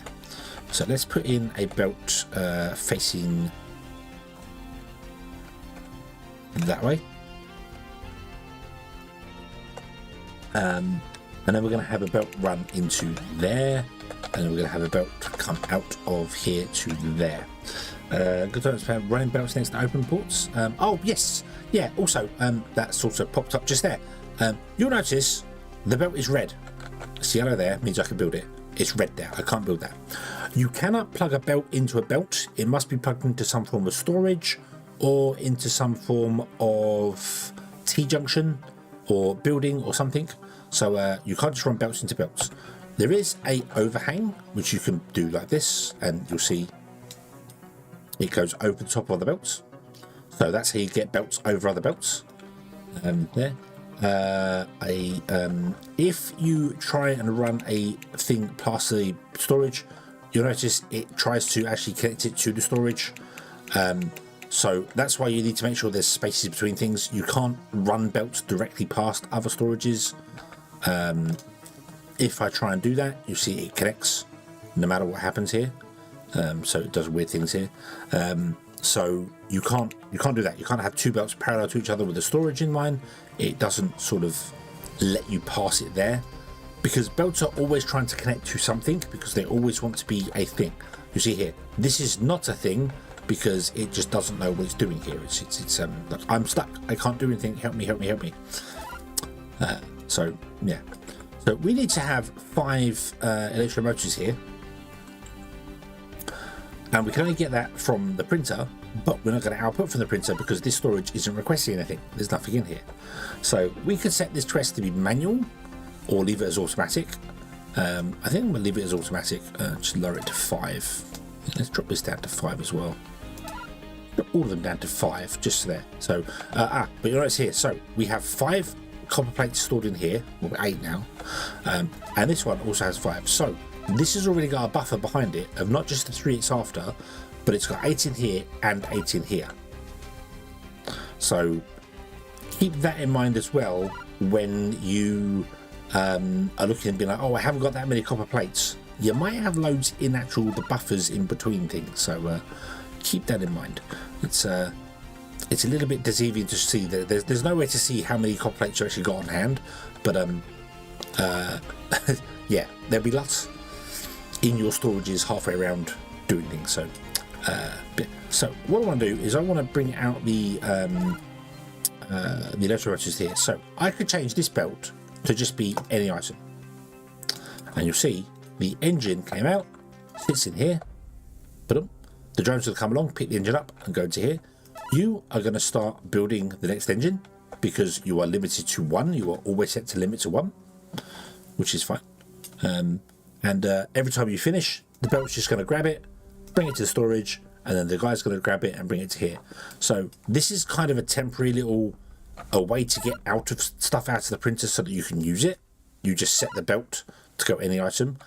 I could have manually set the request up on the storage, but I don't want to do that because I want to leave that for the automatic requesting that comes from here, because we're going to request 2 different items through this storage. So yeah.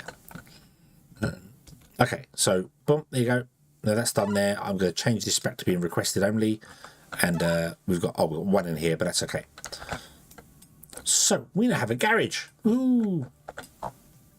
What can a garage do? Well, a garage can build drones, which is awesome, because we want drones. We want lots of drones. Lots upon lots of drones.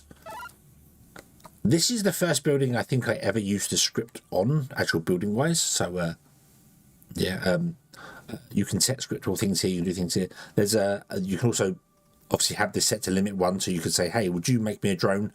And always have a drone ready to do things. So because I've left this as an automatic item request, if I literally was to just say, hey, would you make me a drone? You'll see the engines come up. This is now requesting 5 engines. Of course, this is going to make an engine because it has 0 in here. So it's going to fill this up to 5 engines. This will have a 6th engine in it, and then it will stop. So automation is king. It's fantastic. It works really, really well. So yeah, and again, this is request. So this wants iron to make the drones. So we go up the belt. So this guy wants iron. Up the belt. This one is requesting iron. It's also requesting motors. Go up the belt. This is requesting iron and motors. And yeah, and up to here. Obviously, this doesn't have a request system because it's a building, not a storage. But you see what I mean by the line. Even though the garage is down here,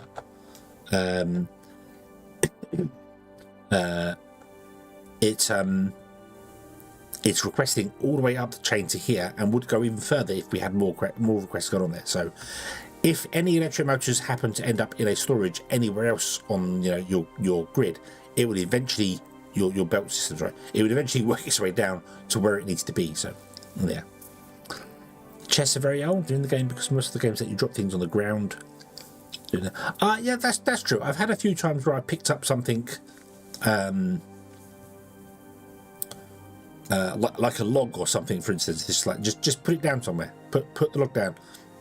I suppose that's what chests are good for. You could put it in a chest, just as a temporary. Yeah.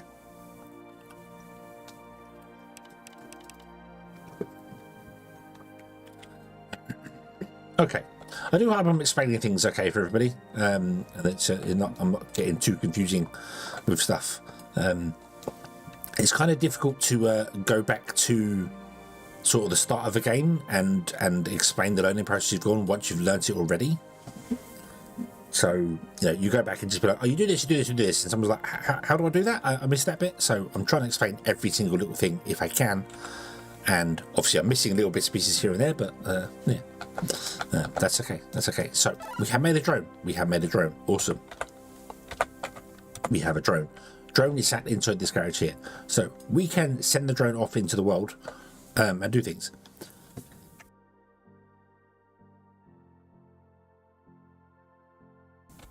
Nah. Okay, without coughing this time around. When you release a drone, the drone will be on the same team as what the garage is on. So by default, it's on red. so it will be on team red, which is fine. It doesn't have a role set because you can't set the role beforehand manually here. However, with scripts, you kind of can.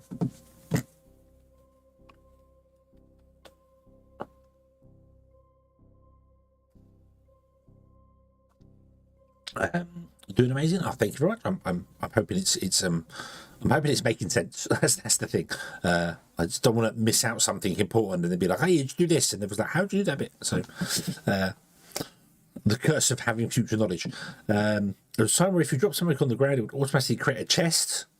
Scripts that could go horribly wrong, and with thousands of chests. But yeah, wow, I can imagine.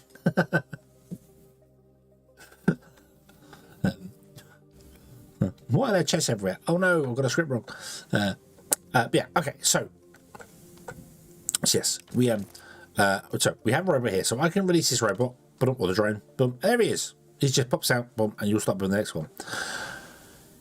In the scriptable version of this, you can actually build a drone, assign a role to it, assign a team. I think you might have to assign the garage to the team, but you assign a team to it and tell it to do a thing,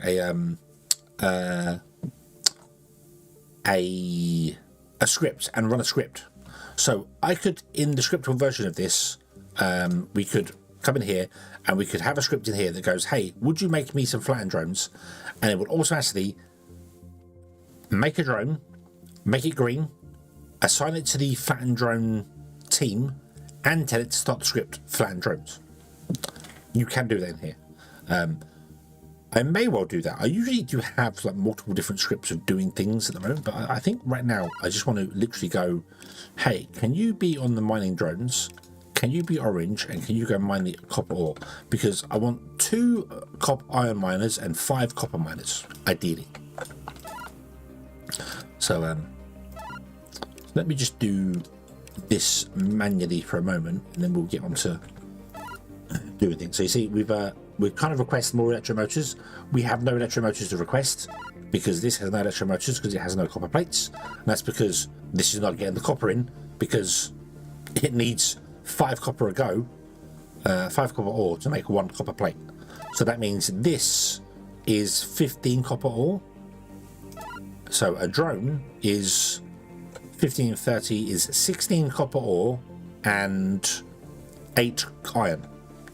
So iron you don't use a lot of, although it is used to make buildings mainly, but copper you do. So yeah, getting some copper earlier on is definitely the way to be going here. So let's assign you back to flattened to land. Have you go and do the things there. Oh dear, keep coughing, keep coughing. Right.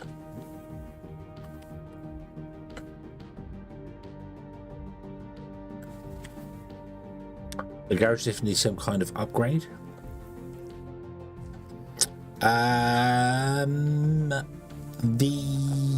Could you have it copy a drone? Like, could you have it? I mean, I know the garage makes other things than just drones, but its main purpose is to make drones, really, isn't it? That's kind of its purpose in life. I know it can do all these things here, but yeah. But could you have it so that when you make a drone, you could have it copy a drone? So it has, you know, you could just say, hey, when I click release, copy this drone. Maybe I don't know if that'd be a thing. And then maybe have a tick box that has auto release. So yeah, although that could become a problem if you do that and then forget about it and then go, well, I've got 100 drones doing something. Although you can make 100 drones in here. You could obviously set it instead of limit 1, you could do that here. So yeah, I suppose it's up to the user to make sure everything. But copy drone would be nice. Just copy all the settings from a current drone and release it into the world. I don't know how complicated that would be to make. So okay. So let's speed up some time here. We need to get some more copper coming in. So yeah. The problem with it, if I have too many coming in, is obviously if we have more than, or we have 9 drones here, you could have one drone in the center dropping off, and it's surrounded by 8 drones, and then the one in the center can't leave, it can't get out the way because the other drones are around it. So that's why you really only ever want to have 8 maximum, so there's always one way for the drone to get out. So yeah, the implementation is easy, the UI is tricky. Yeah, you'd have to have a I mean, when a drone is made, hold on, put it on here, limit 1, there you go. When a drone is made, it's got a no roll button here, which I can't click on anyway. I know that's for the scriptable side of it, but I don't know whether you could have that button be copy roll. You just, but then if you want to have the garage automated,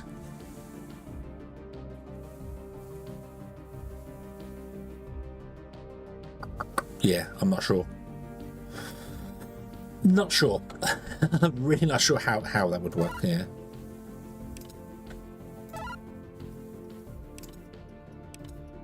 Orange, mining drones. Oh, and go. That should be 5 mining drones. Okay, let's just look at something else whilst this is doing the thing here. We have some buttons up here which I haven't explained at all yet. I've done this here, so this is the tier 1. We're currently on tier 2. We've just made the garage. To unlock tier 3, we need to make a crane. There. And then we will unlock the blast furnace, the hammer mill, the medium storage, and the ability to make biomass, which biomass is way better than organics when it comes to burning stuff. So you want to be doing a lot of biomass for things. So yeah, so okie dokie, cool. So we'll do that in a minute, but yeah. Button should be a roll picker. Yeah, it would make, if it was just a copy drone button, so I could just click this and then click on a drone, and it would copy that drone and the settings and everything from it, and then you just go release and the drone goes. That'd be fine. The only problem to that is I don't know how you'd work that. But then couldn't we can we do this? Yeah, we can add the drone to a memory. So I suppose in the scripts you could technically say, hey, copy that memory to this drone, release it, away you go.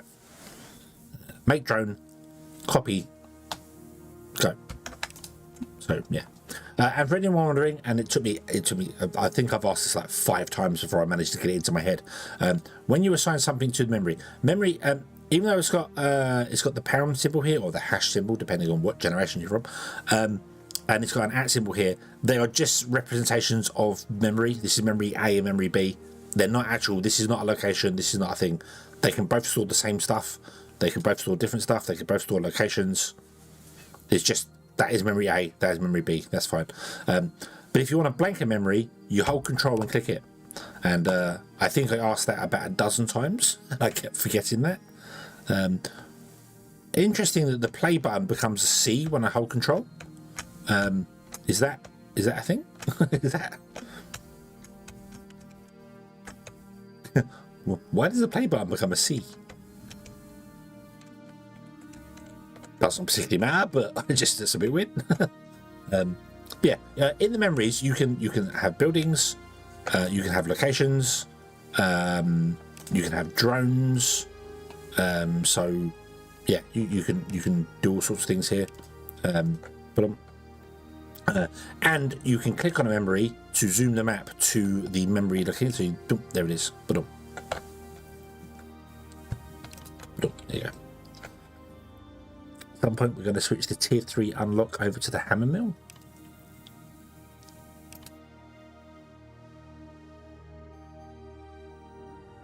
Does that mean you'd get the hammer mill earlier?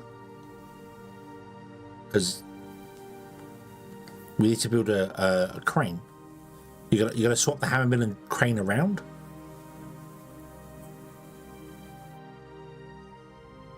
Control click the play button clears the action editor. Oh really? I did not know that. Ah, okay, so it's the same as oh,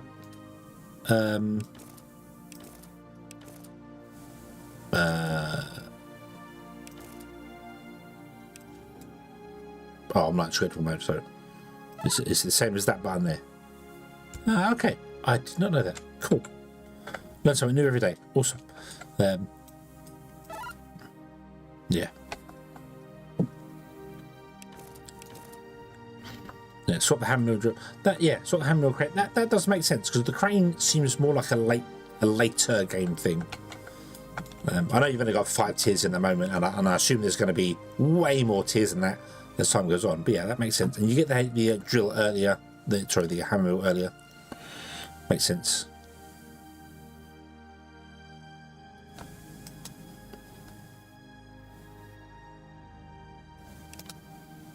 So it's the printer that makes the truss, is it? Yeah, the printer makes the truss. You can also change the truss to be run in the blast furnace.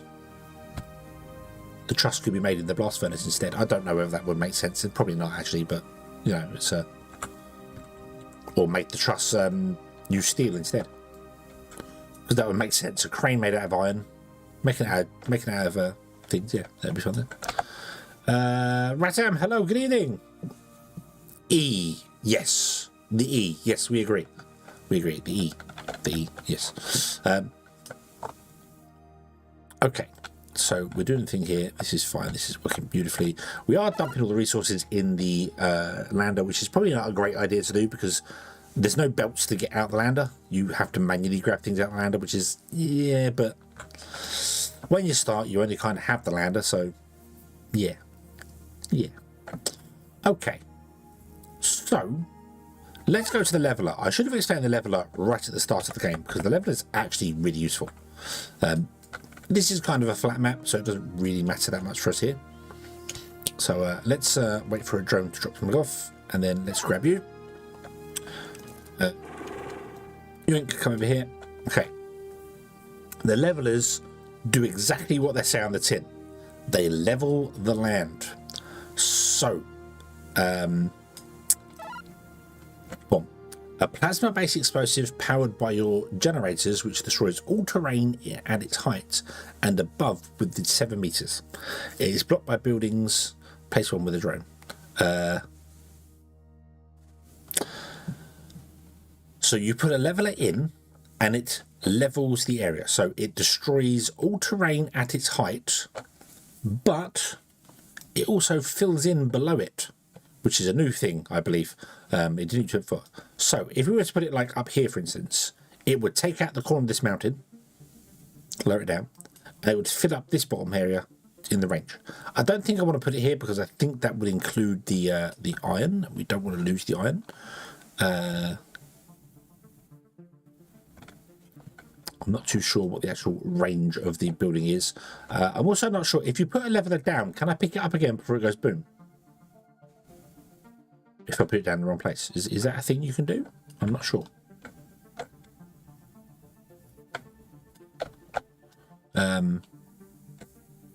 Yes, yeah, because they, yeah. Yes, yeah, it doesn't give you resources, but if I put it down, can I get a drone to pick it up again before it goes kaboom? So if I put it down over here and then I go, well, actually, it's going to, can I pick it up? I feel like you should be able to. You can. Okay, cool. So, yeah. So let's go over here. This is going to be a bit weird because it's going to be actually up higher and we want to kind of go low in this, but I want to show it off. So let's go to the lander. Let's take a leveler. Let's go over here. And we're going to go down here. Now, it's a bit dark in here. I can't see properly. So let's change the sun because we can do that. I don't know whether this is a thing that's is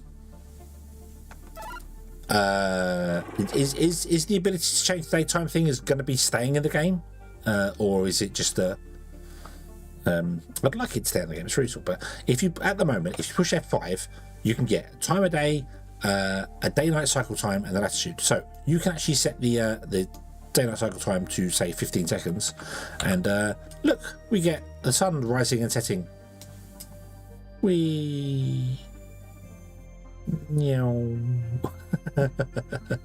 a bit quick. Obviously, if you turn it off, you turn it off. You can set the time of day to whatever you want to set it to. So you could be playing at dusk if you wanted to play all the time at dusk. You could be playing at midday.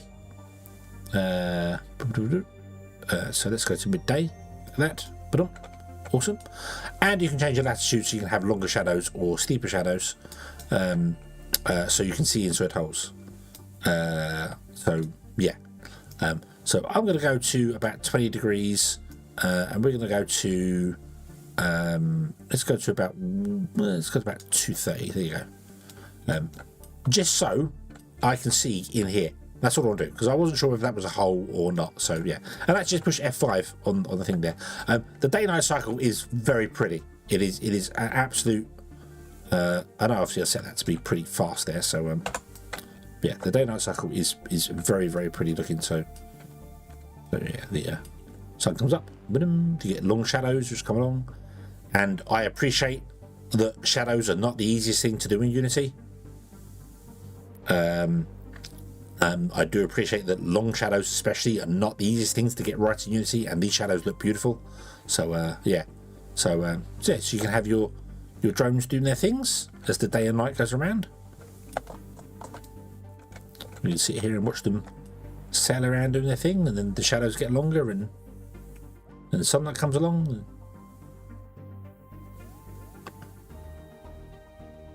Yeah.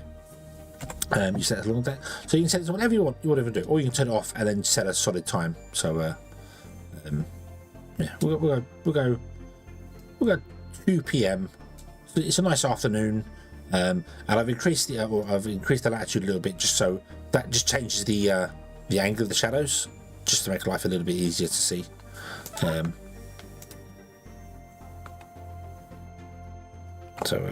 push F5. There you go. Boom. Okay, and then that it basically just lets you see around things. So you can now come this way and go, oh no, I can't see properly because of the shadows. Well, then I'll just change it to be morning, and oh look, I can now see this side of it.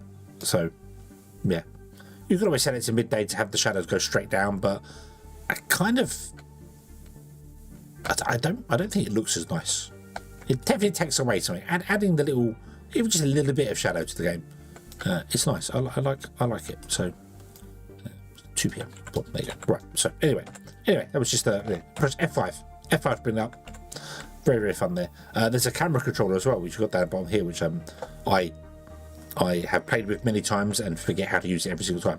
But anyway, we're going to use a leveler. So we have a leveler. So if I come into this hole right here and we drop down the lever.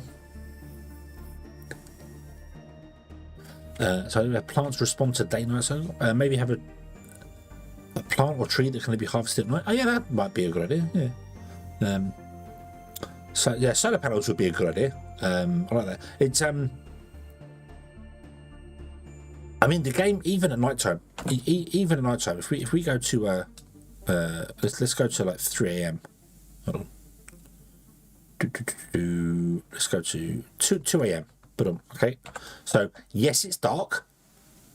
Yes, I know it's dark, but you can still see.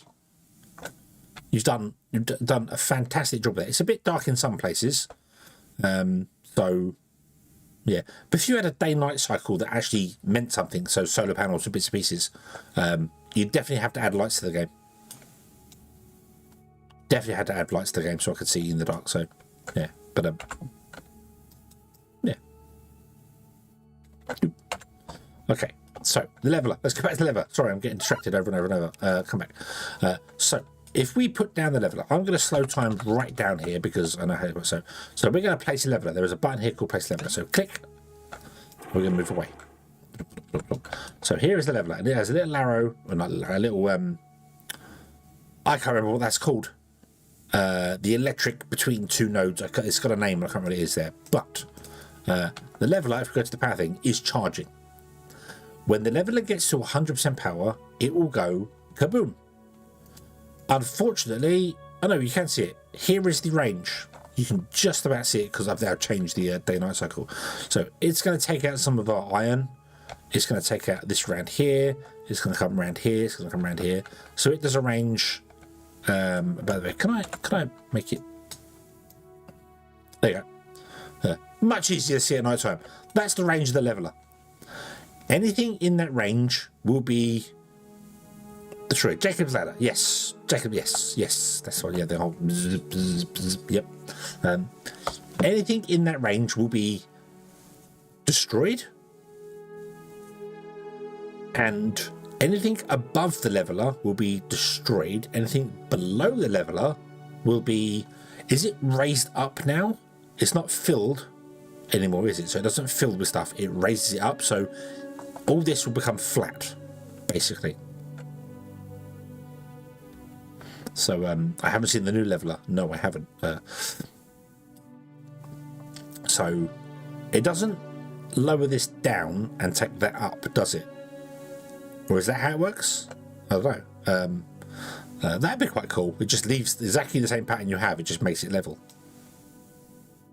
Now it's shifted. All right, so it is. So now anything above the leveler gets moved down to the leveler's height. Anything below the leveler gets moved up to the leveler's height. It does it through magic tectonic activity, I guess. I'm not sure how you explain how the leveler works. Plasma based makes it sound really fancy. So yeah, but it has to get to the highest power. It has to get to its power level. So it has to charge up. So I don't want to do that because I don't want to use the iron. I don't want to lose the iron. I want to keep the iron. We like the iron. So let's go back here with the drone. And let's take the leveler. Yoink, and we have it, and now it won't go kaboom. The top tile is now put. So it is literally a leveler. It takes whatever's above it and levels it down, and whatever's below it and levels it up. Which is quite cool. I do kind of like that. That is quite cool. Okay. Let's make it daytime again, shall we? There you go.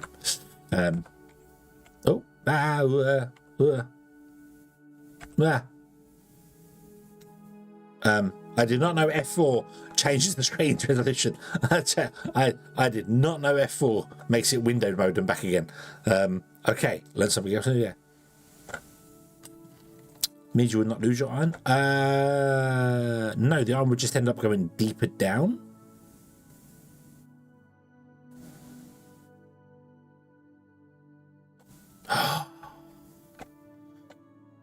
Wait. Does that mean that if there's iron under the water, I could potentially put a leveler up here and bring all the iron up above the water? I call hacks. That'd be fun. I could put a leveler right here and all the iron would end up raising up above the water, and then we could mine all the iron with drones. Ooh. Okay. However, I do I was just trying to think of how to mine it without doing things. So I'm going to put the leveler back inside here because the leveler doesn't explode when it's inside a building, fortunately. So let's give you the leveler back, okay? But what I want to do is I want to dig a hole down to the same height as our lander. So yeah, there's a range limit. Okay, but if I was to put a leveler here, wouldn't that grab? Oh, okay, no. So I'd have to dig out all the iron first to get down to basically where the water is, put a little pillar in, and then raise the iron up above the water that way. Still doable, still fun, but yeah. But anyway, might play with that. Yeah, if I'm going to level the area, I want to level it down to the lander, the size lander. That's what we'll do. We're going to go to the size lander. So let us 13, 14, 15 is that tile right smack bang there. Come here. I want you to dig a hole right here, right on this location, right smack bang here. Down to the level of the lander. Okay, so I put the leveler in at that level and do that, and I've gone 15 because that's 15 away from this edge here, so it's add to there, which it would affect our iron but won't affect the iron. You know, we'll still keep the iron, won't lose it, but it will get rid of most of the mountain, or a big chunk of it. We'll have a big circle in the mountain here, and we'll have a lovely flat land here as well, which would be very nice. So let's make a mini script for this here, shall we? So I'm going to say go to this location, and I made sure it clicks on the floor there, not the drone, so it doesn't go to the drone. So go to this location.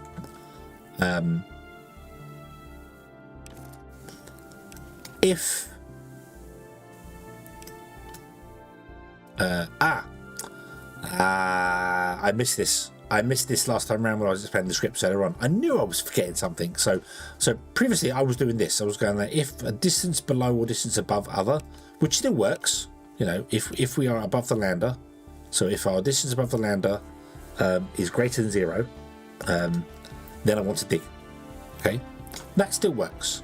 However, in the expressions, this little button here, you can actually check if you're above or below an item, or if you're the same level as it. So we could just say, if we're above the lander, like this, then it will dig. It's the same thing, it's just done in a different way. So yeah. But also, the above one, I think the above one can take a location, is that right? Yeah. The above one can take a location. So if we're above these coordinates, the height of these coordinates, then dig, basically. Do whatever's in here. So the fill and the dig one could be based on an actual physical height area. The only problem to that is that if you change the physical height area by putting a block in, it will change the block there. So, but yeah, it's fine. It's fine. Same thing. So I'm going to go to the lander. If we're above the lander, I knew there was something I was forgetting when I explained those scripts earlier on. So apologies for that. I missed the expressions.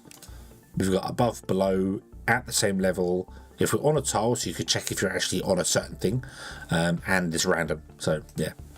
Okay. So we want to dig. So if we're above the lander, dig. Awesome. Then I'm going to do a while loop, and while our storage does not equal 0, I would like you to go to the lander, and I would like you to give to the lander. There we go. I should also put my failsafe at the top, but this is only a temporary script, so I'm not going to do that for the minute, so that's fine. Okay, go to this point. If we're above the lander, dig. If our storage is greater than 0, then go to the lander and drop it off, and then rinse and repeat. Okay, play no name script. He has dug the organics. He is going to the lander. He has dropped it off. He is going back to that point. He is digging. Awesome, awesome, awesome. Speed up time. Dig a hole. Diggy, diggy hole. He is a drone and he's digging a hole. Nope. Nope. Nope. It's very dark in that hole. This is the thing. When you're digging with things and you're dealing with like vertical areas and stuff that's quite deep, that's where you want to mess about with the camera. See it. So okay. So there we go. He has dug a hole, and now he's going, hey, I'm not above the lander, so I'm stuck here. So, okay, stop. Thank you very much. Temporary script, very, very useful. And if we had to do that manually, we'd have to click there, click the dig button, click here, click unload, click there, dig. So, yeah. Right. Take leveler. Go to hole.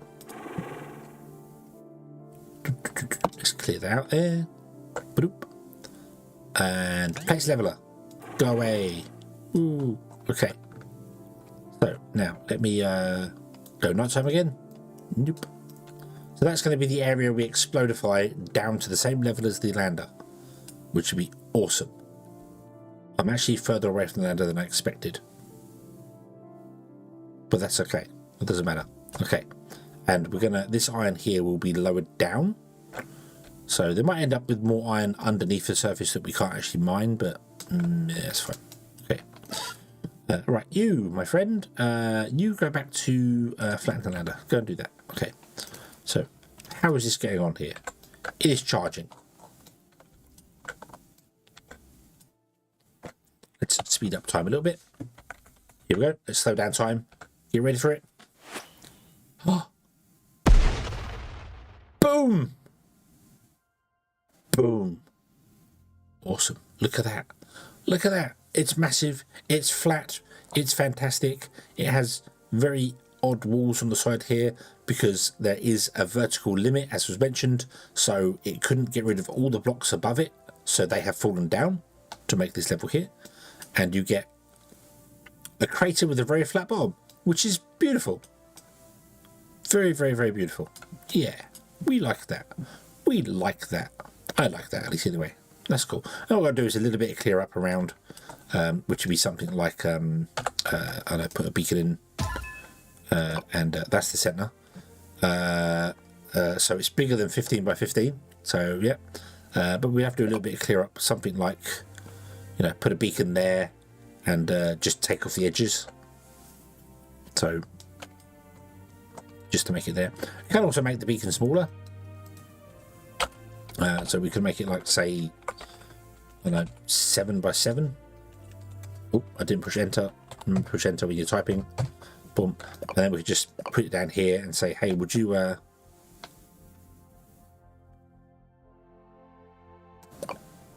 just clear that entrance out? And yeah, a lot of fun making that. It is good. It is good, and it's got a very sufficient bang as well. I like the bang. It's very, very good. So yeah, so we could go here and clear this out here, and then we could have a nice flat area coming in here. I might put this down to I should have gone one lower, so we could fill it with organics. Although putting trees in here won't really work, because trees require more than that. We'll get to trees. We'll get to trees. I promise we'll get to trees. Maybe not tonight. I will probably be streaming ICARIA again tomorrow as well. We'll definitely be getting on to do more things with this. So yeah, if I'd remembered the levelers, we could have leveled this area out already and had a bigger factory going. But that's okay. That's okay. So right. Okay. So we want more drones. We want many more drones. How many drones do we have? So this is something I was going to talk about an hour ago and completely forgot because I remembered levelers. You want like things go bang? Yes, that's what I want. I want to build a reactor, and if I don't do something with it, it goes bang. It should definitely have a safe mode, so people that don't want to muck about with it can do. But you know, let me build a nuclear reactor and let me overclock it, and if I don't give it sufficient cooling, it goes bang. But you can also then have it in safe mode where it won't go bang, it will just shut down or something. So yeah. I am having the fun. The fun. We are having the fun. Yes. Okay. So there is a button up here called Robot Roster. The Robot Roster. Buildings are considered robots. Everything's considered robots, including conveyor loaders. I didn't realise conveyor loaders were also here. That's interesting. And they have the colour of...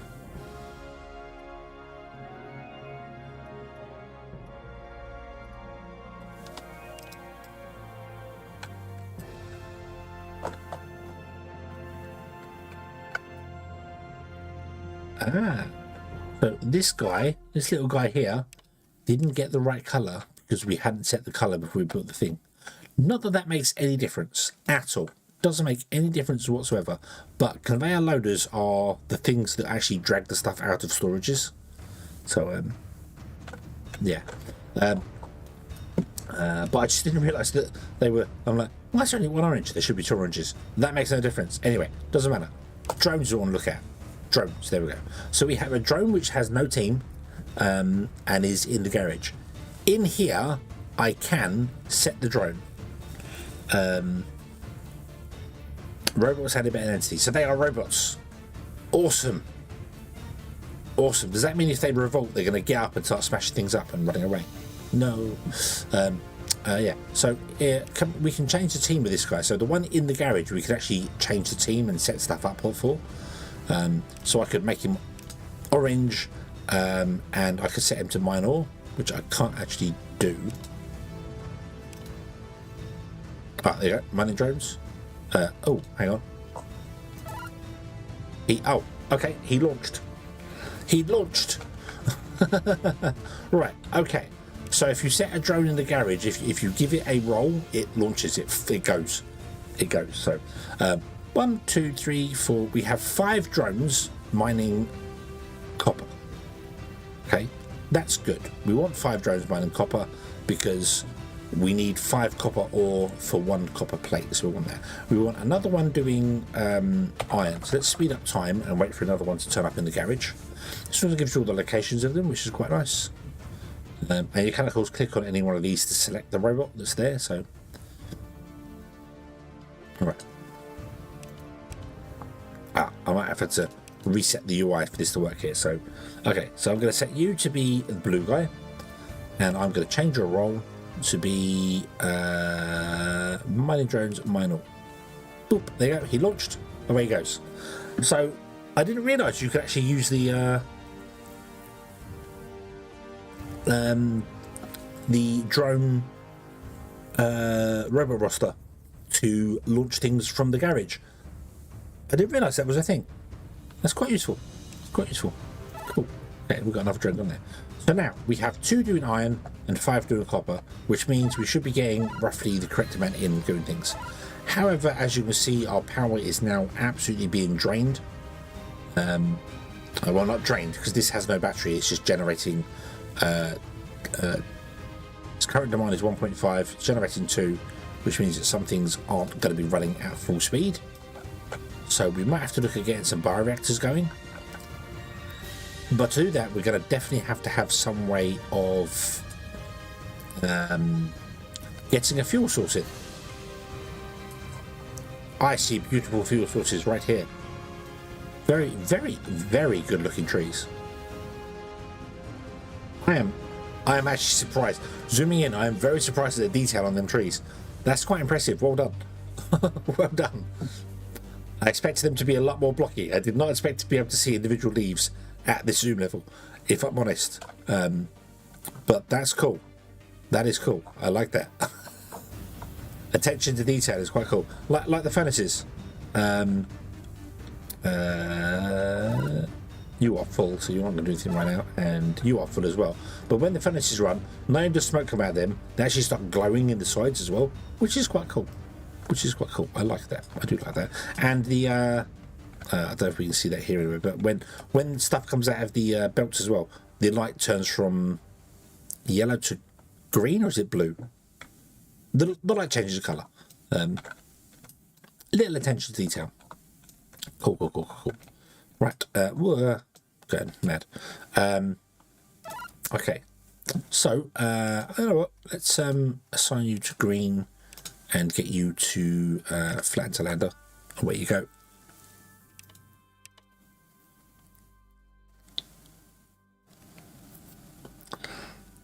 Okay, so it doesn't appear to update the UI when a new drone gets built by the garage.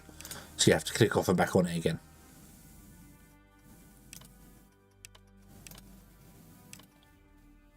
That's okay.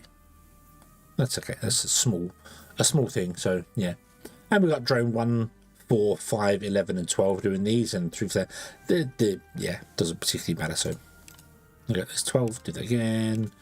Green. Would you do flatten to lander? Go go go.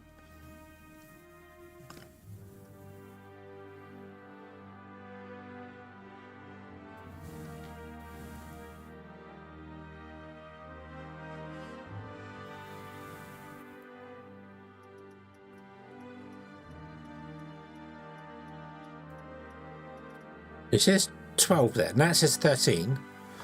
And I have 12 drones already. 1, 2, 3, 4, 5, 6, 7, 8, 9, 10, 11, 12, 13. I have 14 drones, this is drone number 14. This says I have 13 drones. It's lying to me. The UI is lying to me. How dare you, UI? How dare you? It's missing a drone. Missing a drone.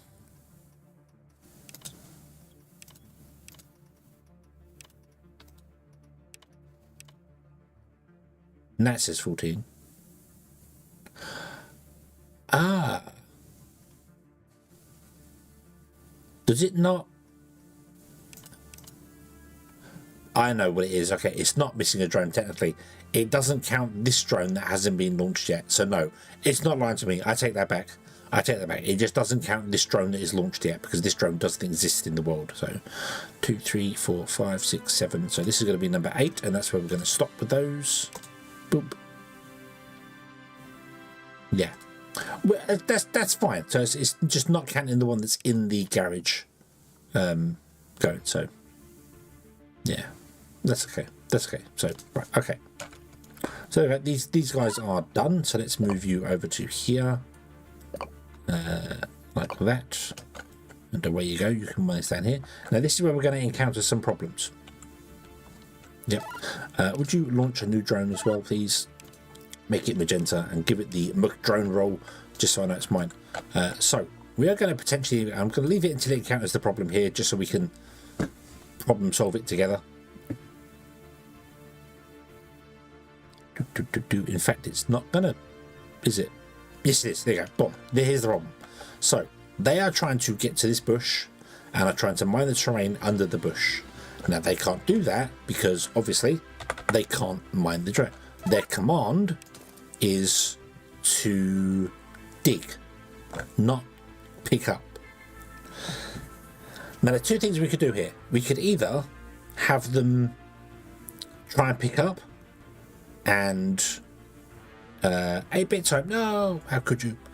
We could have them pick up, so we could have a take option there, and it could take anything. So it goes here and it will try and pick up something if there's something on the floor to pick up, and then it will try and dig, which obviously will fail if it picks up something, and then it just repeats back here and round and round and round it goes.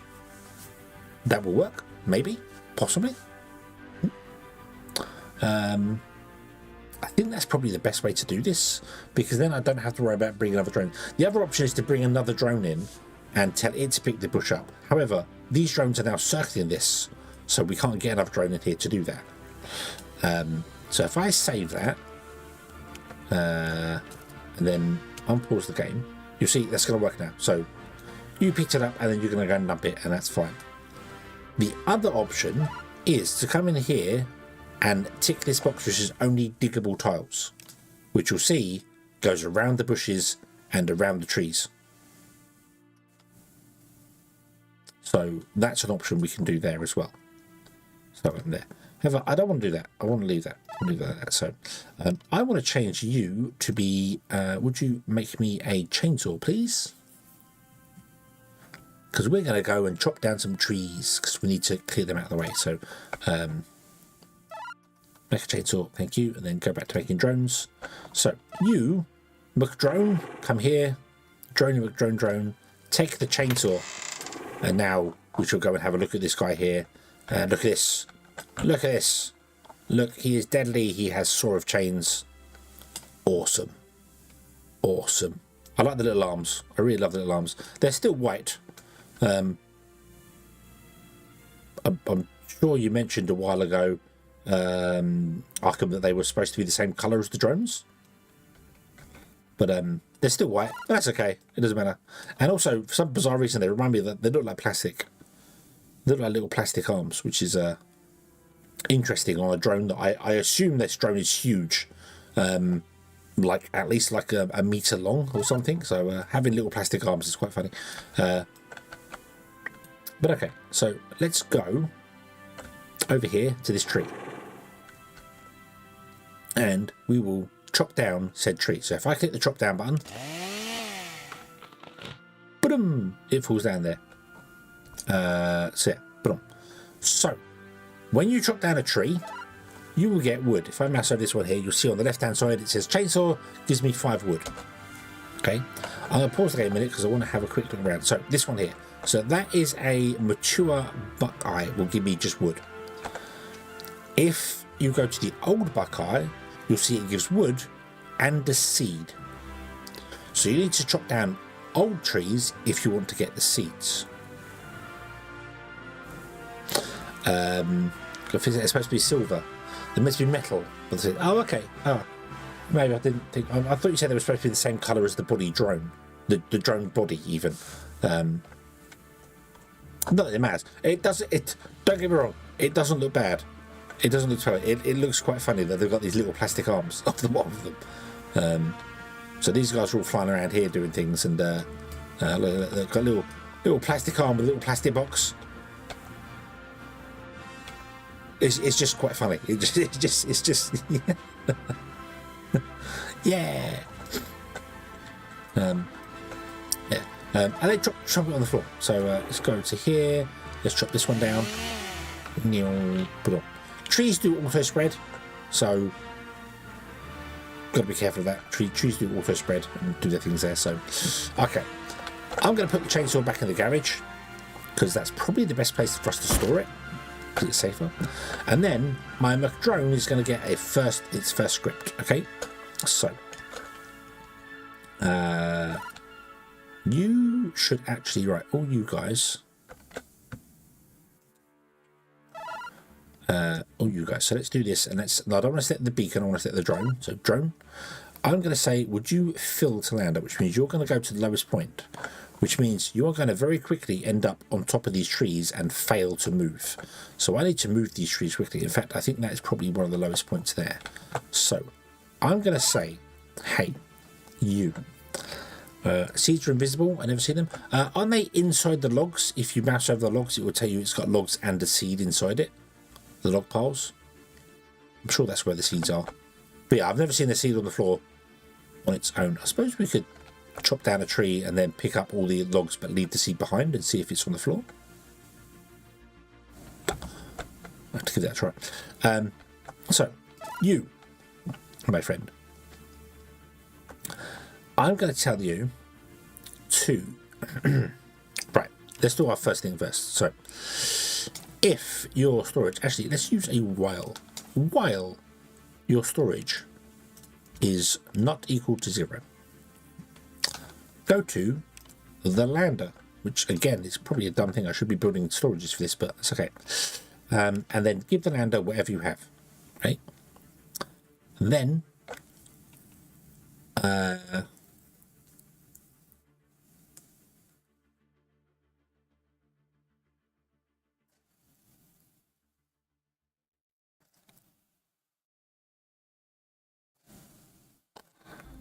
I want you to go to your memory, the at location in your memory. Okay. I want you to search.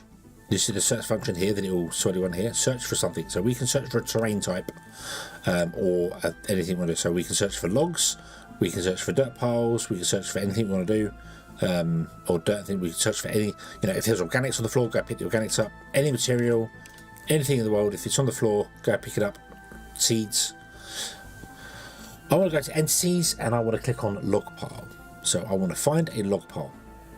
The log pile includes trees and the seeds. So yeah.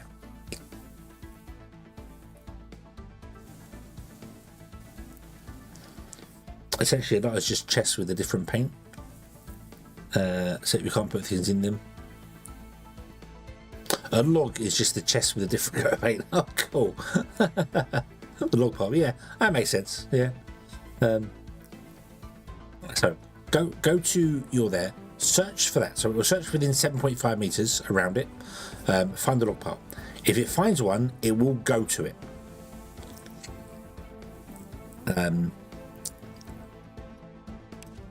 If no, sorry, not if. On success. So if the thing above is successful, so it finds a log pile, which means it's gone to log pile, we want to take anything that's on the floor, and then we want to restart the script. So we go back to here, and so we pick up whatever on the floor, and then we start again. Right. If it's not successful, it will go down here. I don't need to put an on fail in here. That's just if it's not successful, it will go down here.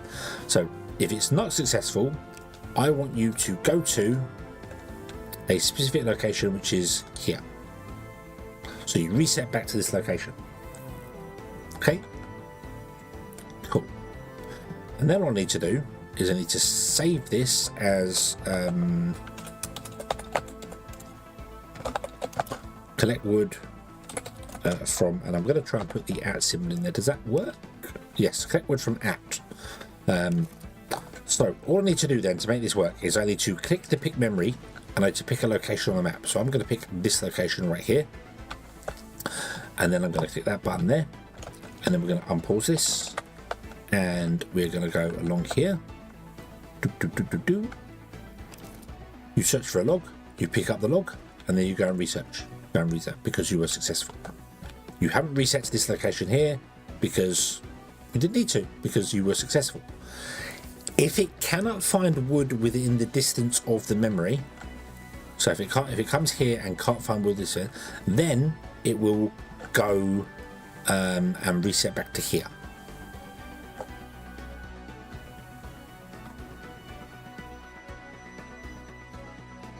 Okay, there we go. Awesome, awesome, awesome, awesome. So speed up time and just watch this go, and you will get the logs, which is fine. What I should do, actually, now I think about it, is edit this script now and go on success. Can you remember? Not reprogram. No, not reprogram. Remember. Remember your current location to the @ symbol. So we update our moved location to the last log we found. So we always end up going back to the last log we found. Okay. So rather than going back to this one point here, we go back to the log we found every time. So now you are trying to get into this position here, but you can't. Oh, you did. You did. Well done. You managed to push your way in eventually. Now I don't think you can because there's 10 drones trying to reach the same point there. So let's tell you all to move out of the way. Let's tell you to go and collect wood. Here you go. And then, oh, really? Really? Really? I picked it up and then the tree went, hey, I'm going to put another one down here. Also, you are using organics. I should not be using organics. I should be using granite to fill this up, because otherwise the trees are going to spread, and we don't want the trees spreading right now. So let's edit this and let's change this to be granite again. Save. Okay. You can also tell it to fill to dig one lower than the lander, so that then you're guaranteed to yeah. Okay, so here we go. They're now moving, and they're stuck again because, yeah. Okay, so you come down here. No, stop. Take the seed. You guys fill to lander. Yes, yeah, I get a seed from it, so that's cool. So let's go over here, and let's just plant the seed over here out of the way somewhere, shall we? Plant seed. There you go. So move the seed over there. Cool. Okay. Now we're going to get granite and put it in here. And I kind of want to do that because then it stops the trees from growing on top of us. We don't really want that. So. Okay. Boop. Go. There we go. Awesome. So I'm going to put down the granite instead. Which is what I should have been doing. I didn't realise that I was on a... let's actually go here and take the biomass and bloop.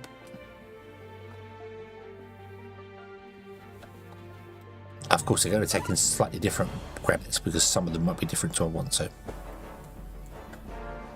this is okay. Boom, boom, boom, boom, boom. There we go. Much quicker when you got 8 drones doing it. So I should probably upgrade the copper and iron mines to 8 drones. However, these aren't actually using anything right now. They're just filling because we're not using anything to make drones or make anything at all, to be honest with you. So yeah, I think what we should do is probably invest in a crane, shouldn't we?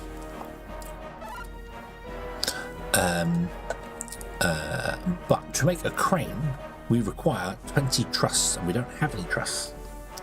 So how do we fix that problem? We will need to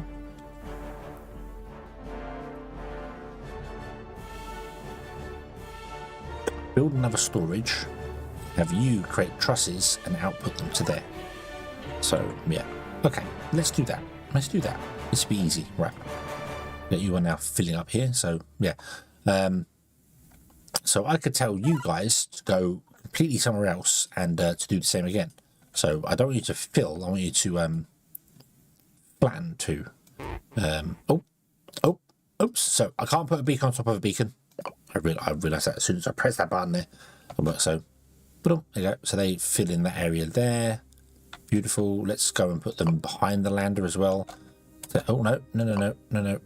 Go there. Okay, just filling up to the area, the edge we have right now. So,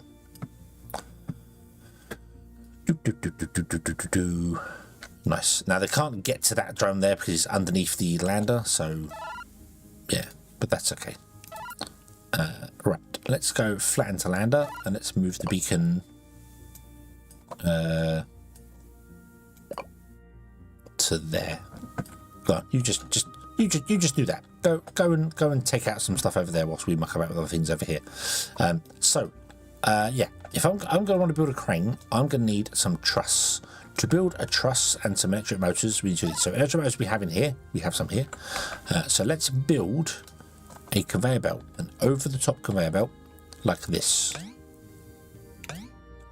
So it will come out of here, come over the top, end up over here. Let's put in a small storage here. This. Let's tell our drone to build. I guess I accidentally put that one in there. Get rid of that. Okay. And this wants to not have an automatic reservation. This wants to have a manual reservation of truss. I'm going to set it to, I think, 50. I can't remember what it is for the crane. Is it 25 for the crane? It's 20. So let's set it to just 20 then. Let's just have 20 in stock like that, okay? However, one printer cannot print two things at once. So we would either need to build a second printer or change this to be scriptable. So let's do that. Let's make this scriptable. Let's make a script for this guy here, shall we? So I would like to basically just check if we have a thing in stock, and if we don't, make it, and then repeat that over and over and over and over and over. So if in storage any item, put that here, electric motor equals 0. So we don't have electric motor in stock. I'm going to grab the craft button to there, and I'm going to give it the recipe electric motor. And I'm going to tell it to wait forever. Now the wait forever basically means how long do I wait for the materials to come to me before I give up and move on. So this will basically go, hey, if I can't get the materials within, put this down here, say within 2 minutes, then maybe I can't make this thing and I should try and make something else instead. So we probably do want this to be on here. So let's wait a minute. Okay, so you're going to wait 1 minute. If you can't make it within 1 minute, then maybe you should move on to something else.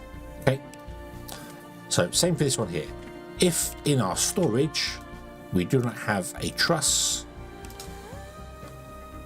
make a truss and wait 1 minute. And then we might as well just finish the whole thing off here and go, if in my storage I don't have a leveler as well, then make a leveler. Okay. This will still work with the request system, but what will happen is that it won't start requesting the items until the craft is queuing. And I think it actually does the next one as well. So it will do this. It will go, hey, fail, make a craft, and then it will go, hey, this one, make a craft. So it will queue up to here. So we'll start requesting stuff in advance. You can, should just take seconds. You can change the request system here. Instead of automatic, we could set it to manual, which is what I'm going to do. And I'm going to say, I would like to have copper, sorry, and I want 13 in stock. 3 here, 10 here. I can't do 13. 15's as close as I can do, so we're going to ask for 15. I would also like to add iron plate at 10. Boom. So it's always requesting goods to come into it, even when it's not set to craft anything. So the goods are going to be in its storage coming in before this happens.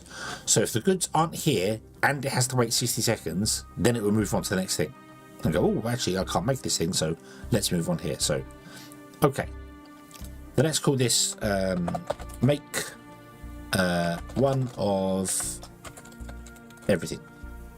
Boom. Oh, actually I need to edit the script and I need to put in a play at the end there. I am, however, going to put a small rest in here. So I want you to go through and check everything, and then I want you to wait 30 seconds and then go through and check everything again. Or do I? Or do I? No, I probably don't actually. Because we want to make as many trusts as possible. So yeah, let's just have it loop over and over and over and over and over. So play. So see, it's making the trusts, and it's queued up a leveler, which is nice. Boom. And then it's going to make a leveler, and it's going to make a truss, and it's going to wait until it gets 10 iron, which it actually has 10 iron. Boom. There you go. Oh yeah, next truss is coming in. Awesome. Okay. Not quite sure why it's waiting.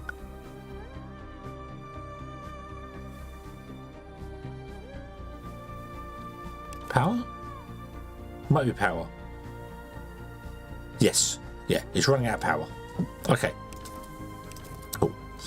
So we have a problem with our copper, and that problem is that we are full of copper here. Somehow we've got granite inside here as well. I'm not quite sure how, but yeah, we have full on copper, and we're not full on iron yet. But that's because we're not actually using our copper anywhere at all. So yeah.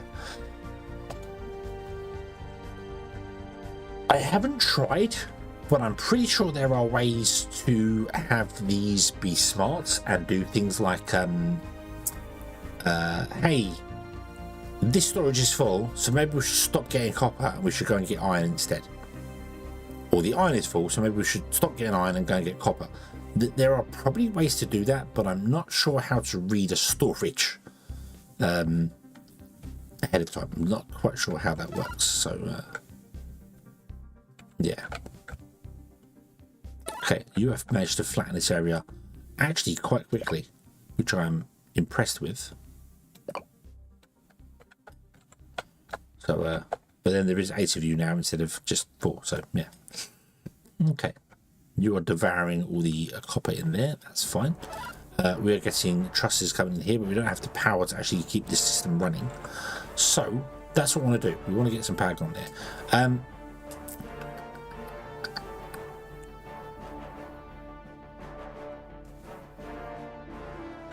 That's why I want to do trees. Do I want to tackle trees? We could tackle trees and then go to the bioreactors and do that thing with the bioreactors. Yeah, let's try this. Let's try this. So let's go and tackle trees. So we're going to have some more drones, I think. How many drones have I got here? Well, 1, 2, 3, 4. So 5. We've got 5 of those and 2 iron. So we're not using any copper, but that's okay, because I want to make some more robots. So let's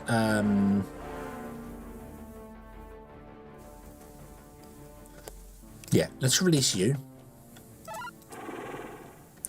and you are going to become a new robot. So release you as well,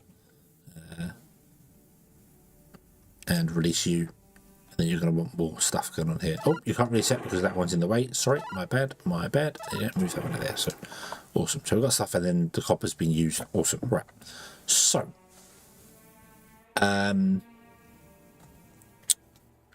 what am I going to do for trees? I think I'm just going to literally grab an area down here for the trees, but I'm going to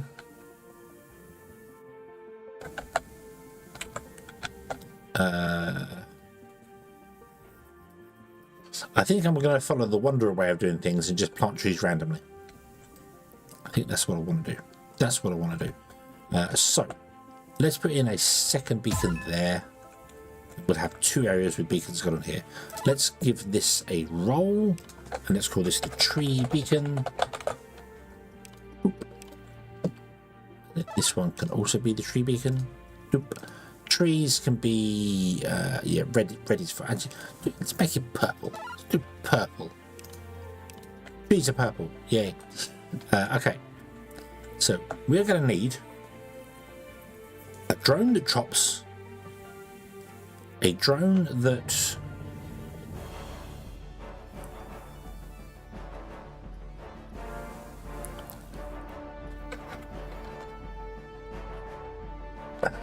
sorry, I was looking for the Oh, the medium storage is the next rank. Okay, so yeah. We need a drone that chops.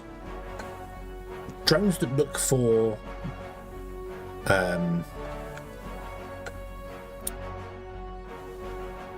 wood to pick up. And drones that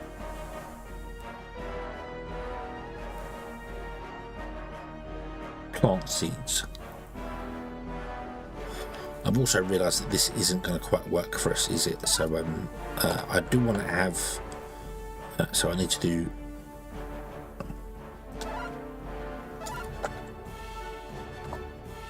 Yeah, chop, collect, and plant. Yes. Yeah.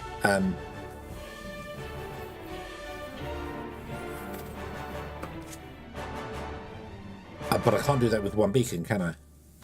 Or can I? Let's create a script for this. So this is going to be the chop button. Okay, so we're going to have to give you a chainsaw. That's fine. Let's change you to be purple. Go to the tree beacon. Okay. On my team. Go to the purple tree beacon on my team. Go to a random point. Go to a completely random point. In that random point, search for an entity, an old tree. So only find an old tree. When you're at the old tree, I need you to chop stuff down. But I can't tell you to chop stuff down because you currently don't have a chainsaw. So pick up chainsaw. That's it. Okay. So now, so go to a random point in the beacon, find an old tree. On success, chop down the tree.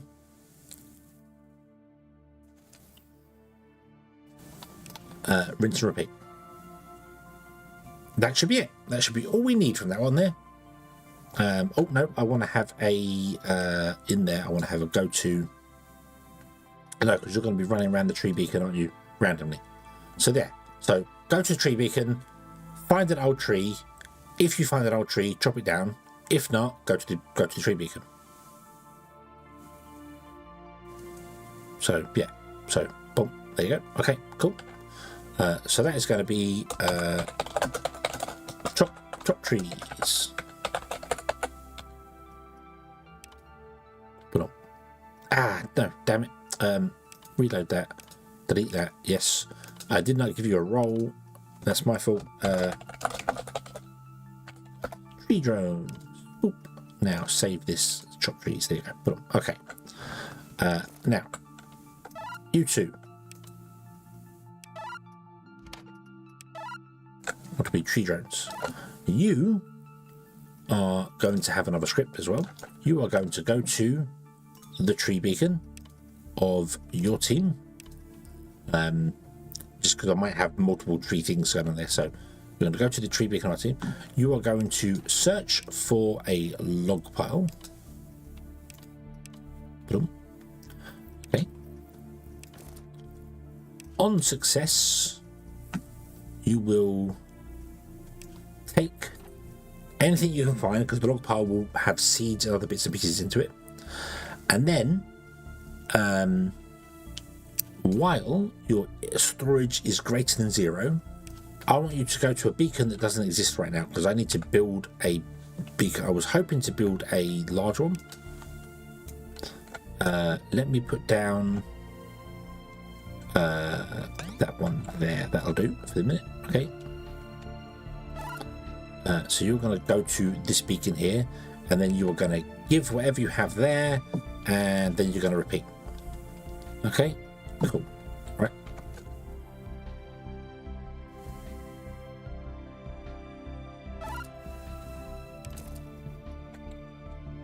Okay. Let's change this to be purple and give it a roll, which is a small storage. That's fine.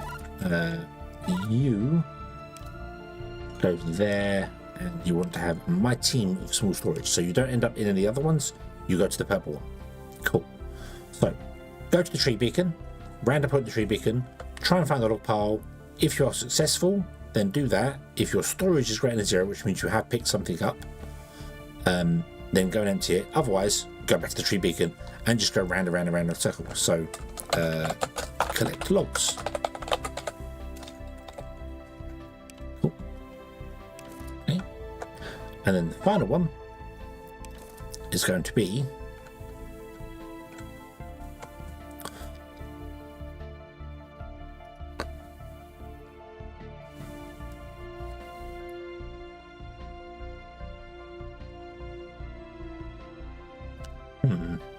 the final one is going to be requiring a second storage.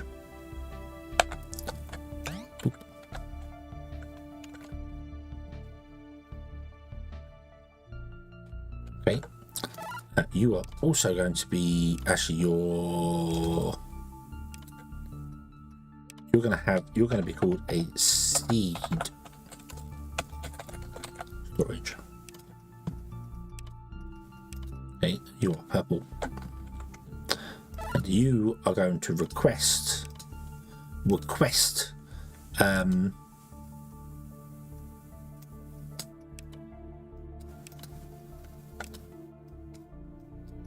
all the seeds. I'm surprised there isn't an all seed filter.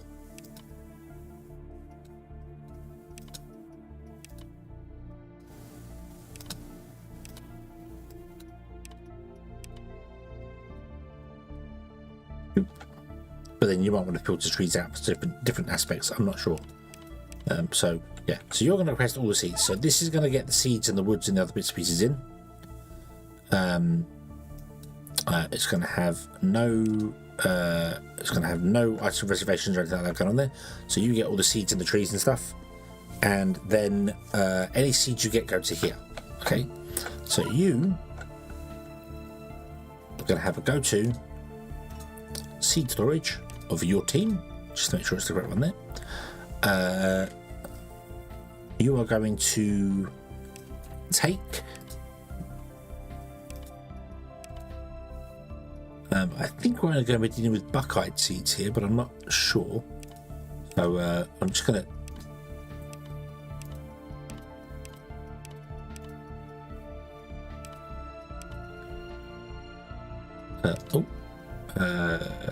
probably acorn, aspen, spruce. Right, so you can actually store more in the collecting than anything. So yeah, cool. So just take any seed, okay, and then while your storage is greater than 0, so you have picked up a seed, go to the tree beacon of your team, and then I want to go plant seed, but that's this one here, plant seed. Okay, and then repeat. So you go to the seed storage, you pick up any seed. If you have a seed, then you'll go and do it. So if there's nothing in there, it will just sit above here waiting for that. So chop trees, collect logs, plant trees. Awesome. So you chop trees, you collect logs, you plant trees. Go.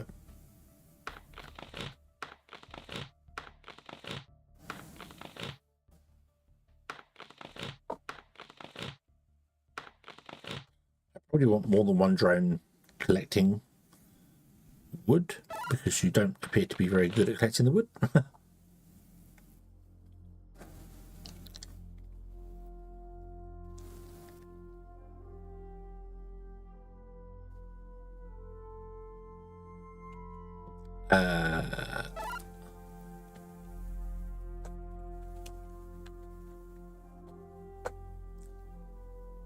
Right.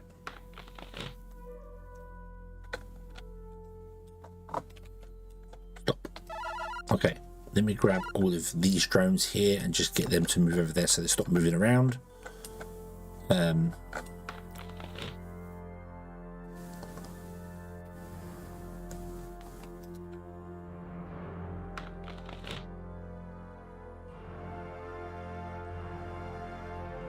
Right, okay. Now I'm going to test something with you. come here. Slow down time. Would you take the wood?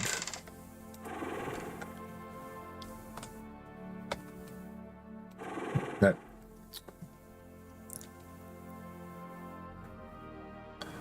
Take the wood over here.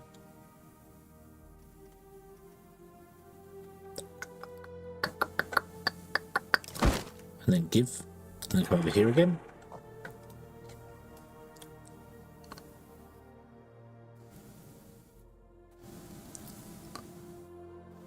And then here we go. So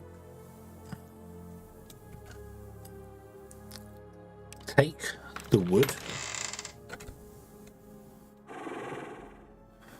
and then up there. So that just has a seed in it, but it looks like a log pile. So that answers your question from earlier, Wanderer. Yes, seeds are indeed hidden as wood. They're using the special ninja clone technique to hide themselves as wood. So yeah.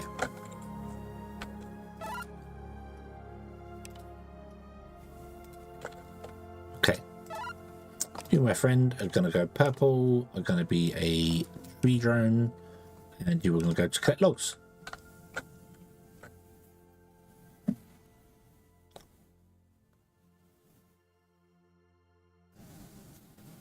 We somehow still haven't managed to get any seeds back yet.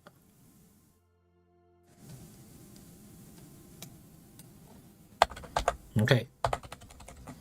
Speed up the time. Okay, they are indeed trying to collect logs.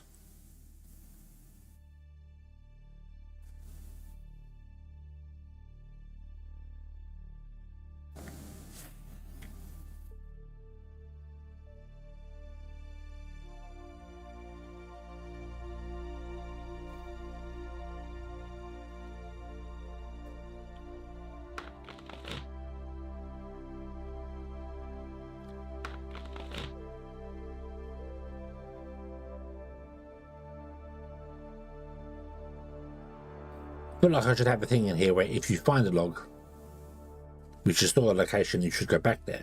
And when you don't find the log, then you should go back to the beacon. Can I do that? So, go to the tree beacon, search for log. On success,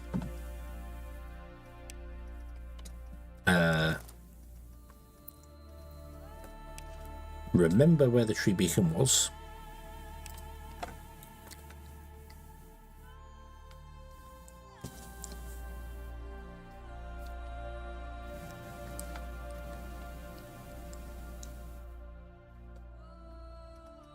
Let's change this to go to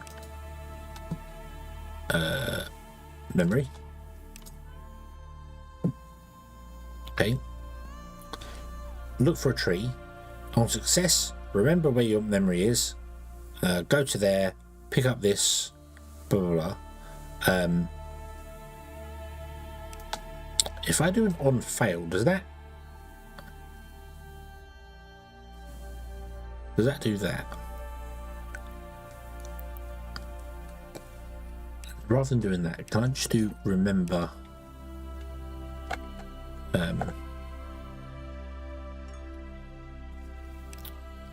tree beacon?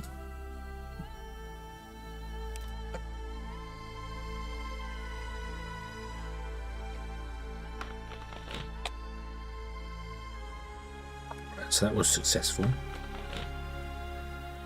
Okay, so you have remembered and you've gone somewhere. Awesome. Cool. So now you're gonna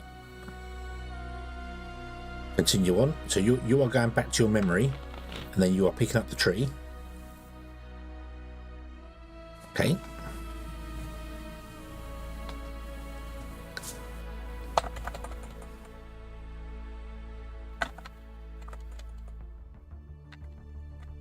Slow down time again here. Okay, so now you are going back to your memory, which is behind my head. Boom. Oh,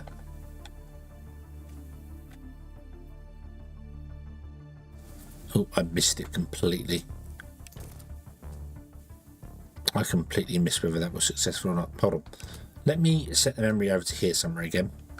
Okay. Oh, no. Right.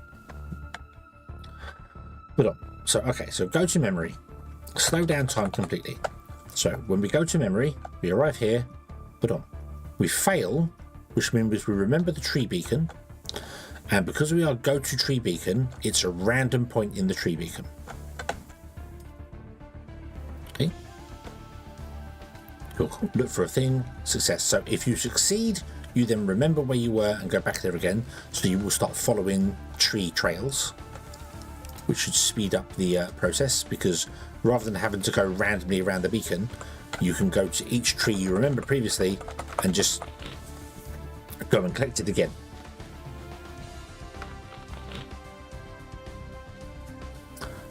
I would love to know where my could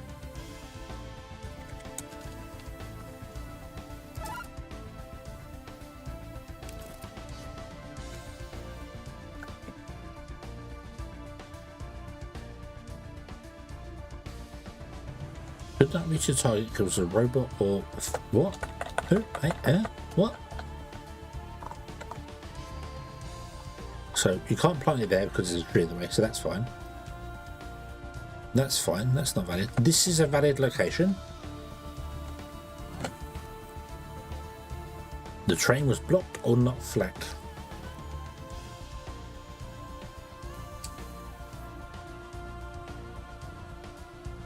Right, so there are some locations in here that it just can't plant a tree.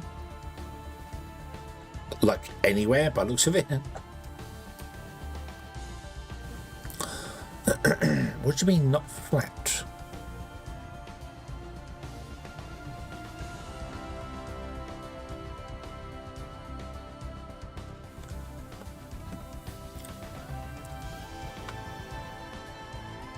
I am confused. Do I need to prep the lab better than this?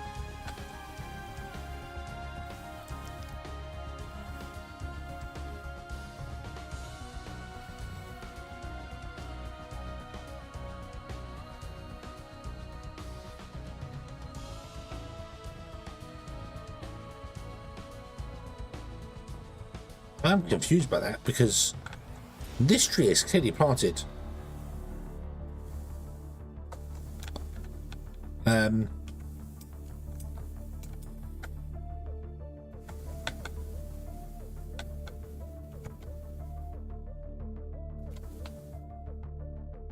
Because it needs I know they need biomass as well, don't they? Right, so that is a valid location. That spot there is a valid location. It's far enough away from every other tree, so you should be successful in planting the seed here. Nope, you cannot plant the seed. Oh, actually, you move forward one more. Okay.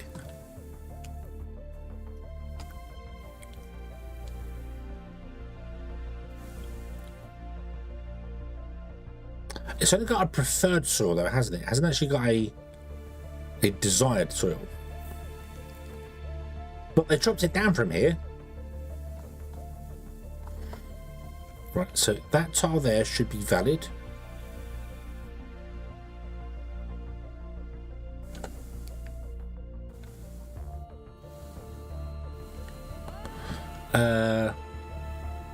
Needs 27 minimum. There is nothing around here that's 27 at all, is there?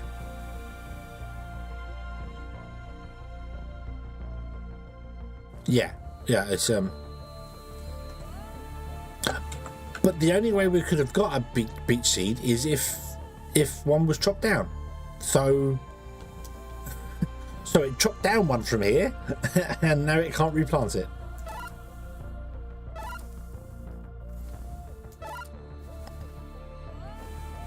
Right, so let's change this then to only ask for beet seeds. Right, so the error I'm getting is that there's not enough biomass in the floor, nothing to do with it being flat.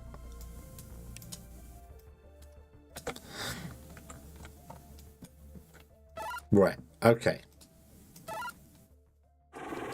Okay. So we want to get rid of that, and then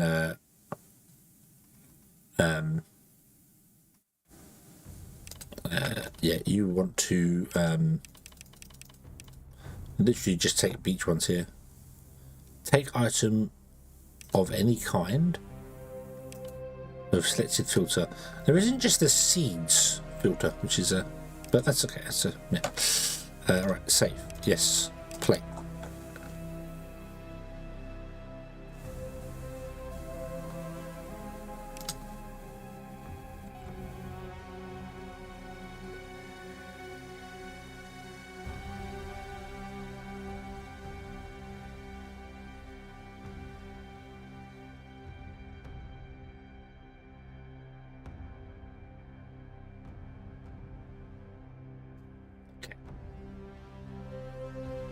Hey, I planted it. Way, right.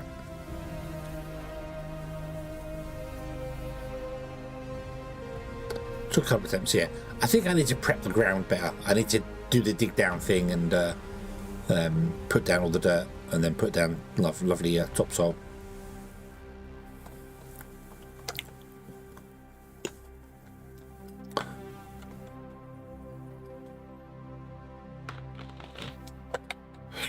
Yeah. Okay, so we do want to build a crane as well. I'm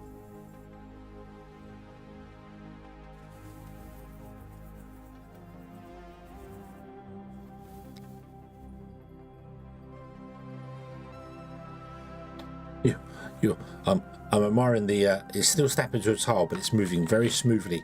I was trying to do that in the programming thing yesterday, and I couldn't get it to move smoothly at all. So.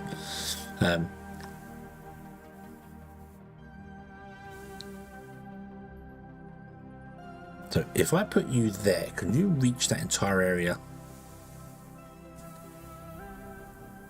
Then we could dig out the whole area and replace it with a crane. I don't know if that's doable. It might be easier with drones, but it might be easier to dig out these areas with the crane.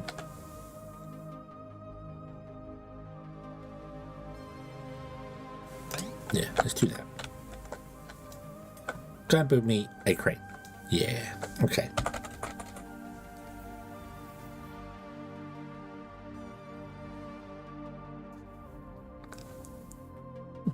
So yeah, so trees need a bit of work. So I've not explained anything to do with trees whatsoever here, what I was doing here. I explained the scripts chopping down the trees and things, but trees require certain things.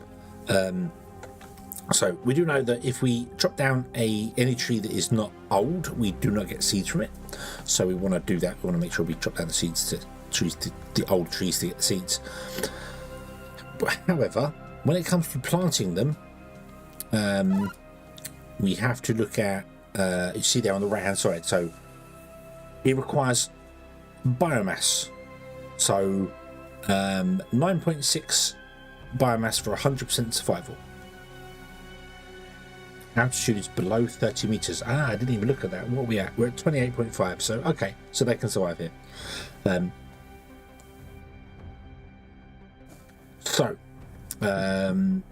Show the tree chart. That's a good idea. Let's do that, shall we? Do item browser, seeds. This one here. Boom. So yeah. So the buckeye that we're trying to plant here requires a certain amount of biomass.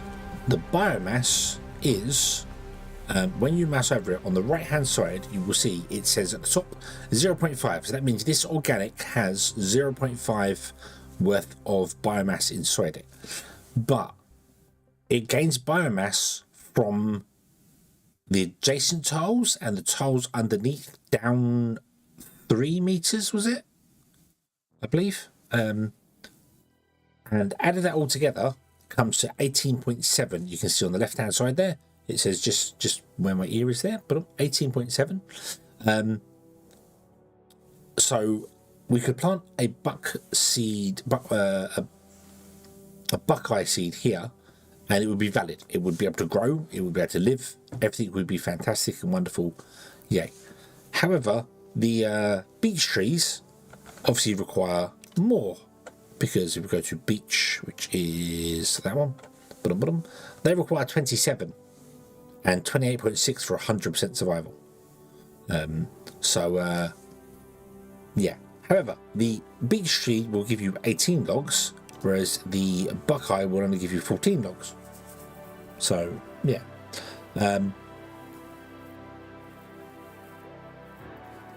I don't think it's actually in the game yet where it's taking the nutrients out of the ground. It's, I don't think that was a thing, was it? The nutrients don't come out of the ground just yet.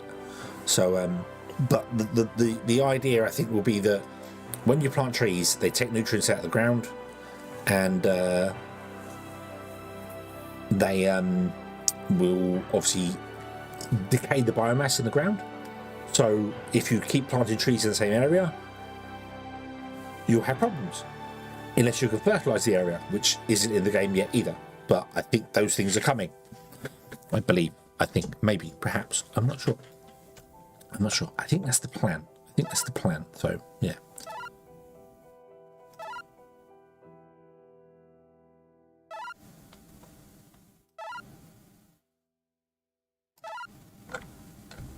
They do take it out of the ground already, do they? Okay. So every time we plant a tree, we are taking biomass out of the ground. So how do we replenish biomass?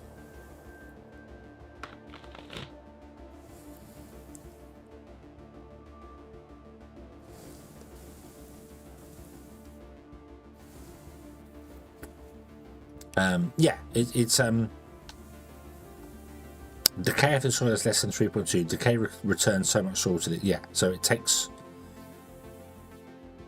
consumes biomass, but how do we replenish the biomass in the ground? Is that a thing that I can get later if I build things, which I haven't done yet? And we're not going to get to today, but we will come back to tomorrow because I do want to play this again tomorrow. We will continue things. I probably need to prep the ground a bit better here.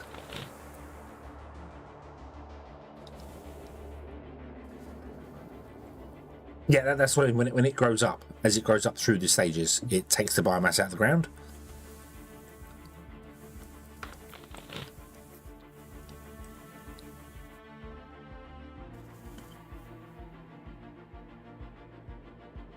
Okay.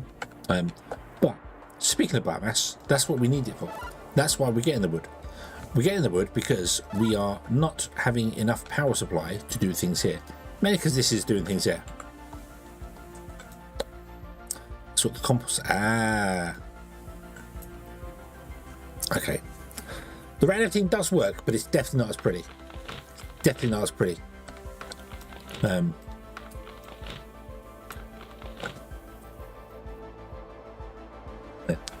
So, what I want to do is I want to build a biomass reactor, or 2, or 3, or 4, and put them here. So I'm going to put one there, one there. Actually, that'll do for a minute. Yeah. Yes, I am in the preview build, but I haven't built anything that isn't available in the demo yet. Because you need to build the blast furnace to unlock new wonderful fangled things, right? Which we have now, but I think I'm going to build that tomorrow, and we'll look into new wonderful stuff tomorrow. So this requires iron, and we're not getting enough iron in. Why are we not getting enough iron in? What's happening here? This has got 500. Oh, this doesn't have the power, does it? No, that's the problem. It's running out of power, and the power's coming down here for this. So you can't actually take the things to do the stuff for this, can we? No.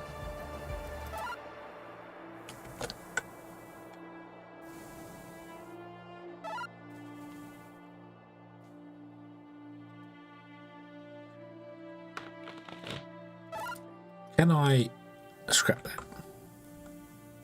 Oh, no, it's okay. We're running. Okay. Cool. Right. Do you have another drone? You do have another drone. Yank the drone. Slow down time. Make the drone magenta. Okay. So you are also going to be our muck drone role. So you are going to fill the bioreactors with wood. So let us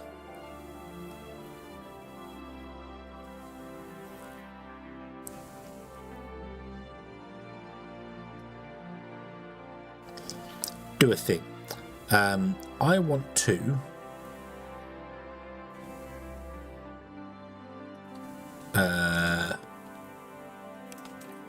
remember a type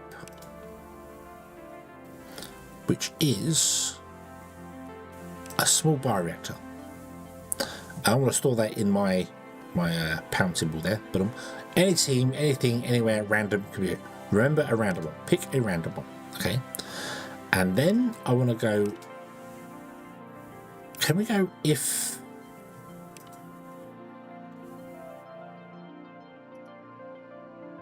items are requested?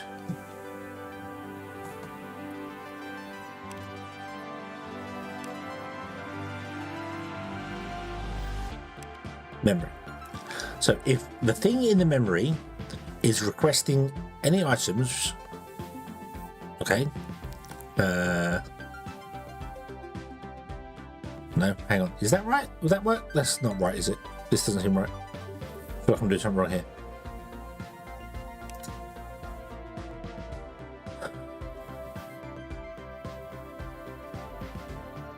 Because that's not requested items in.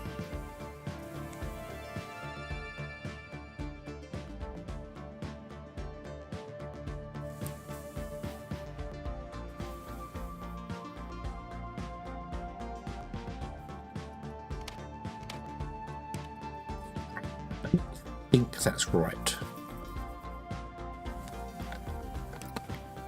Go to memory. Okay, so can we play that? Apparently it did trigger, so it did know. That's cool. Okay. So if something is requested, then I want to go. So what am I doing here? Sorry, I'm building a script without talking what I'm doing here. So I want to remember a bioreactor. So basically, we find a random bioreactor on the map, and we remember it in our memory down here. Then we check requested. Requested means that this bioreactor has a request, so it's requesting something. Okay, I'm gonna have to go around and reset all these things. Actually, I just want to have them set to request logs, and I'm going to set them to about 5. So it's going to request 5 logs. So if the bioreactor, which is stored in our memory, requests something, so it's greater than 0, which means it wants something, we want to go to this storage, the small storage here. Not specific small storage of our team, we want to go to an actual specific small storage. So I need to say, not by role, I need a specific building, which is that building. Small storage number 7. I need that specific building. I could set them to purple, but we're going to so we're going to go to this building. We are going to take logs from the building. So if the item is requested, we're going to go to the small storage. We're going to take items. We are then going to go to the building, and we are going to give them items. Now I don't want to use a while loop in here because I don't want the drone to go on top of this storage and then sit here and wait to get logs, because the logs are coming in from elsewhere. So if he sits here waiting to get a log, the drones can't drop logs in here, so he'll never get a log. So I want him to go to here, pick up a log. Even if it fails, it doesn't matter. We want you to go away and then come back in later. So it's going to be running backwards and forwards, sometimes with empty resources. Doesn't matter. I need it. I need to move away from this here. I could put a second storage here and have that one store the logs. So this is the dump, and then that's the seeds, and that's the logs, which would let us do while loops and things. So we could do that there. So but yeah. But we'll go with this way. So we'll do that there. So if I play this, no name one. So we remember a storage. We go here. We pick a log up. We come back to the bioreactor. We drop off a log, and then we rinse and repeat. Okay. Save this as feed bio. Feed is not spelled that way. There you go. Okay, cool. So that now means that this bioreactor is going to start burning wood and generating power in that range. The range is bigger than I remember it being. That's on me. I think the range has always been that big, and I thought it was smaller than that, but that's okay. But it's still nowhere as big as the great big outside one here. So, so this one bioreactor can actually touch every single one of our buildings, which is nice. But we're going to build another bioreactor anyway. Cool on that. So that means you should now be powering up, which means because you're powering up faster, although you can still only charge at 1 megawatt, but our power demand will hopefully drop down. So you can see this is generating 2 megawatts, this is generating 2 megawatts. Our power supply is 100% at 4 megawatts, but we could peak to 8, so that's not going to quite work. So yeah, you are now sat here just going, hey, there's no bioreactor to feed, which is fine.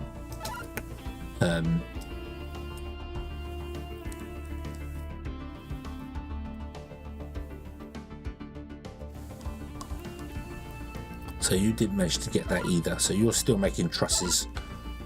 So I still need to do a thing to get the bioreactor running. So yeah, but we're just going to keep feeding the bioreactors, which is quite nice. Quite nice. So, and when we add a new bioreactor, you'll just switch between the two, and you'll randomly start. So here you go. Boom. Dum. Now I'm going to go over to this one and feed this one, which is fine. We can't charge the batteries any faster on this. It's charging at 1.3 megawatts, even though the maximum demand is 1 megawatt. That's interesting. So maybe you can overcharge it faster, but by having more bioreactors around, it means that it can get power from multiple sources, so it's not draining all of this down. So this is feeding the drones, for instance, and all the drones out here.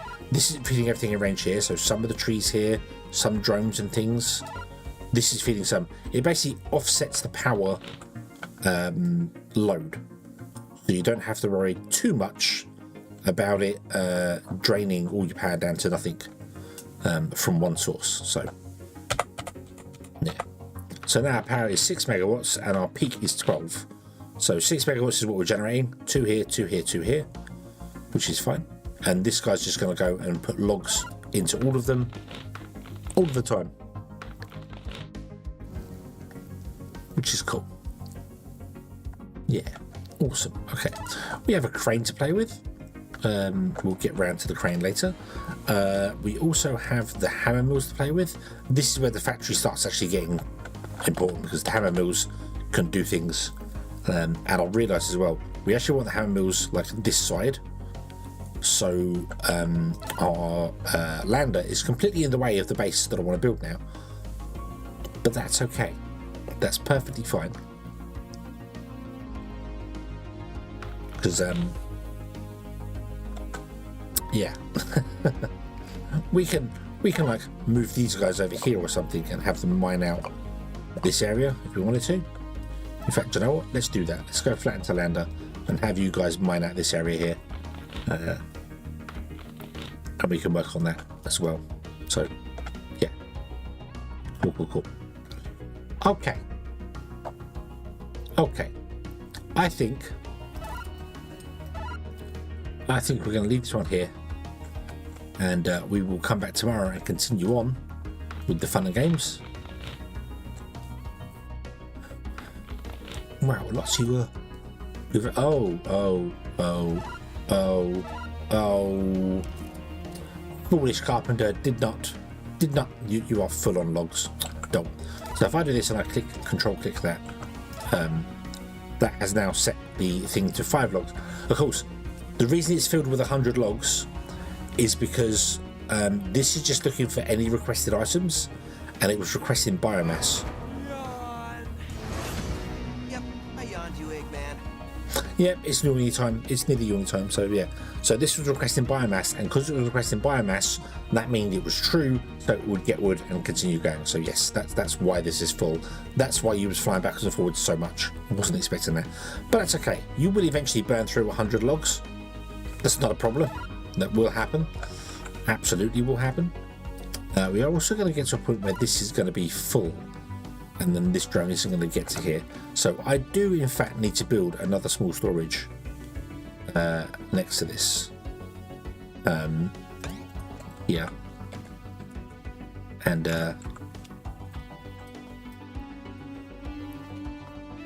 then adjust your thing. So let's change this to be a small storage and make it magenta, and let us request. I'm not Sonic. Who's Sonic? It's not me. Let's request 1,000 logs. So all the logs will come out here into this one here. So this is the dump for seeds and logs, and then this is the actual place we take the logs from.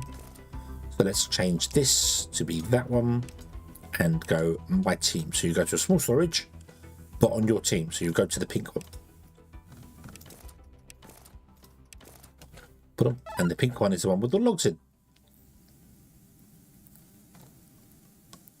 Cool. There we go. So everything is awesome. Everything has power. Power drain is working beautifully well. Yeah. And I can build more bioreactors if I want to, anywhere I want to put them realistically. So we could put one there, and we could put one here.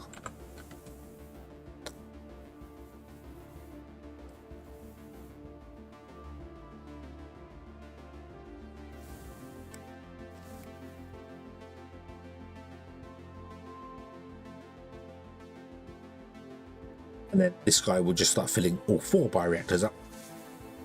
A little bit of overkill. I don't need 4 of them in that area there, but yeah, you know what? It's not going to hurt. It's not going to hurt. They do burn wood. I think, don't they burn wood regardless whether they actually generate power or not?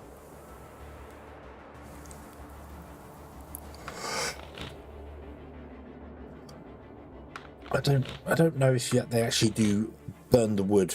I don't think so. I don't think so, because it's actually megajoules of power. So maybe the megajoules of power doesn't drop if there's no demand for it. So the more I spread it out, the slower this will drop, which would be quite nice. So yeah, this is charging at 1 megawatt because it's full now. You are full. You are full. Yeah.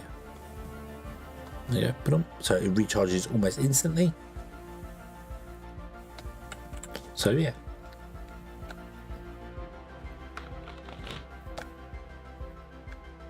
Random tree planting, yeah. The only burn wood when power is consumed. Okay, so if everything goes idle, they won't be using any power whatsoever, which is cool. Nothing's going to go idle because there's always drones available, but then no power is wasted. Every megajoule is accounted for.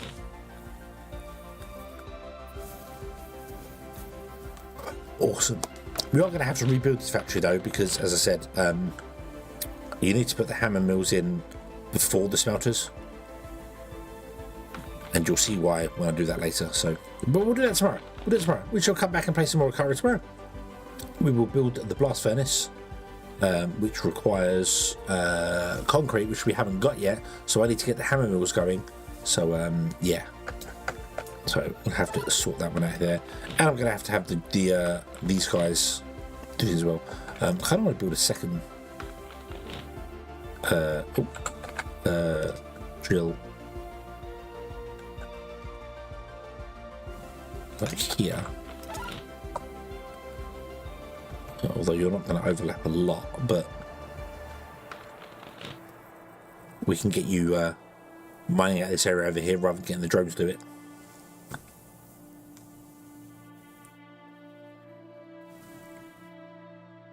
Yeah.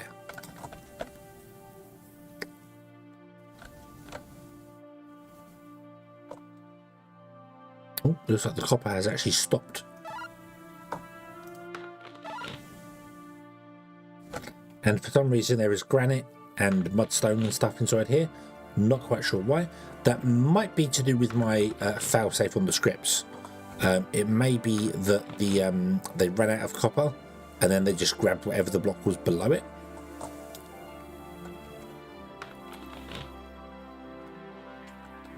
So yeah. Okay.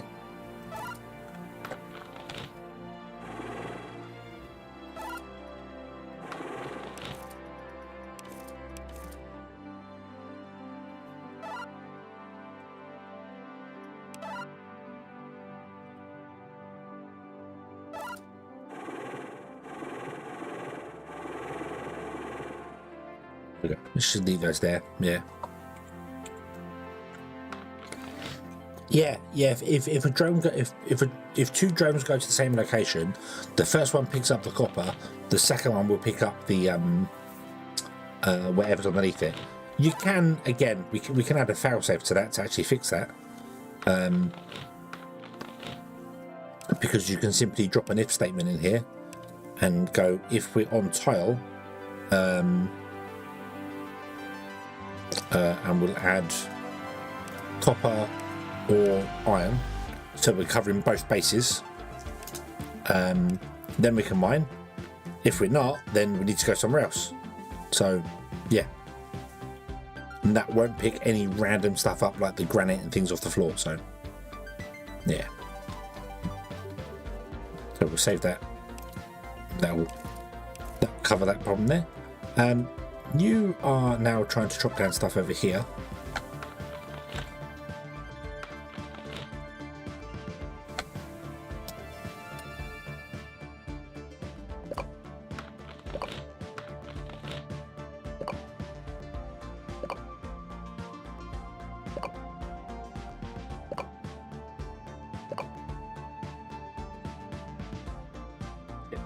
Okay, all right. Let's leave this here. Let's come back next time. We will play with cranes and we will build ourselves a blast furnace just so I can unlock the new stuff and then we can take them there. So, yeah. We're building a failsafe into the go-to command at some point. I think the go-to command, it works fine.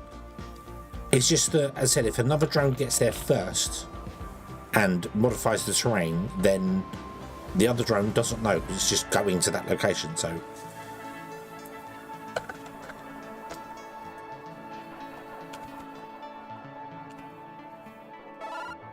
right, can I just stop all you guys? Just stop whatever you're doing. You are flying around like nutters. Just stop it. Stay there. So yeah. I've done it again. I need to pick the one I've done and then control click on the other ones to change the filters. Yeah, see that they're both up to 100 logs now. Dole. That's okay, we're still up to nearly 1,000 logs anyway. Random planting trees works pretty well. I could actually shrink this to just one beacon and probably have this working just as well. Might do. Might put it down to just one beacon. And actually prep the land a little bit. Because we're not really doing that at all. So, okie dokie. Let us save the game. Ba-dum.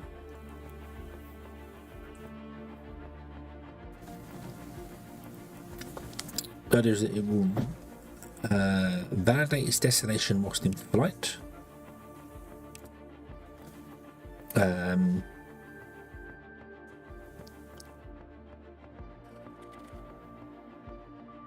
Oh, so it will be able to know if the terrain has changed in any way, shape or form. So, you know, if it's on its way to the area and another drone has mined something, then perhaps it needs to not be there anymore, not go to that location anymore. So, yeah, okay.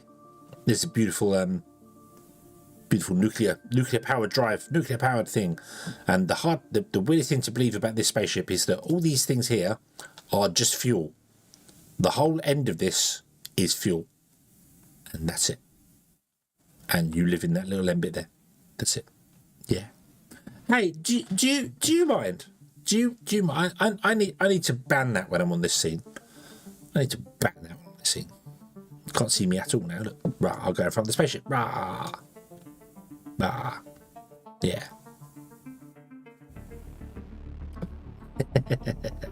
Okie dokie. Wow. So, I'm still invisible, but that's okay.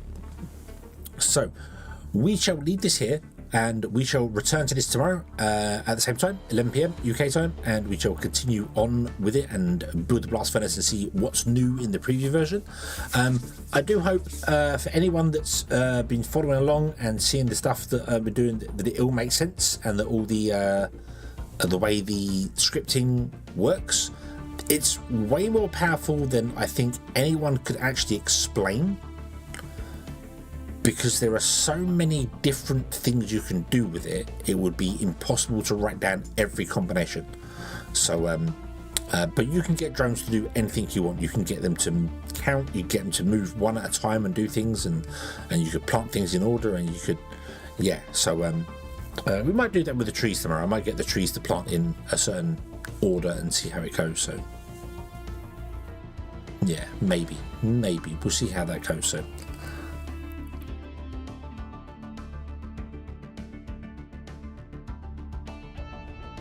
But yeah, okay. Thank you very much for making me a bit as well. It doesn't really work when I'm zoomed in this far. So yeah, need to get. But yeah. Anyway, we shall leave this here. We shall return tomorrow and continue from there. Thank you very much for watching. I hope you have enjoyed this one, and I do hope to see you again in the next one. And until then, as always, have fun.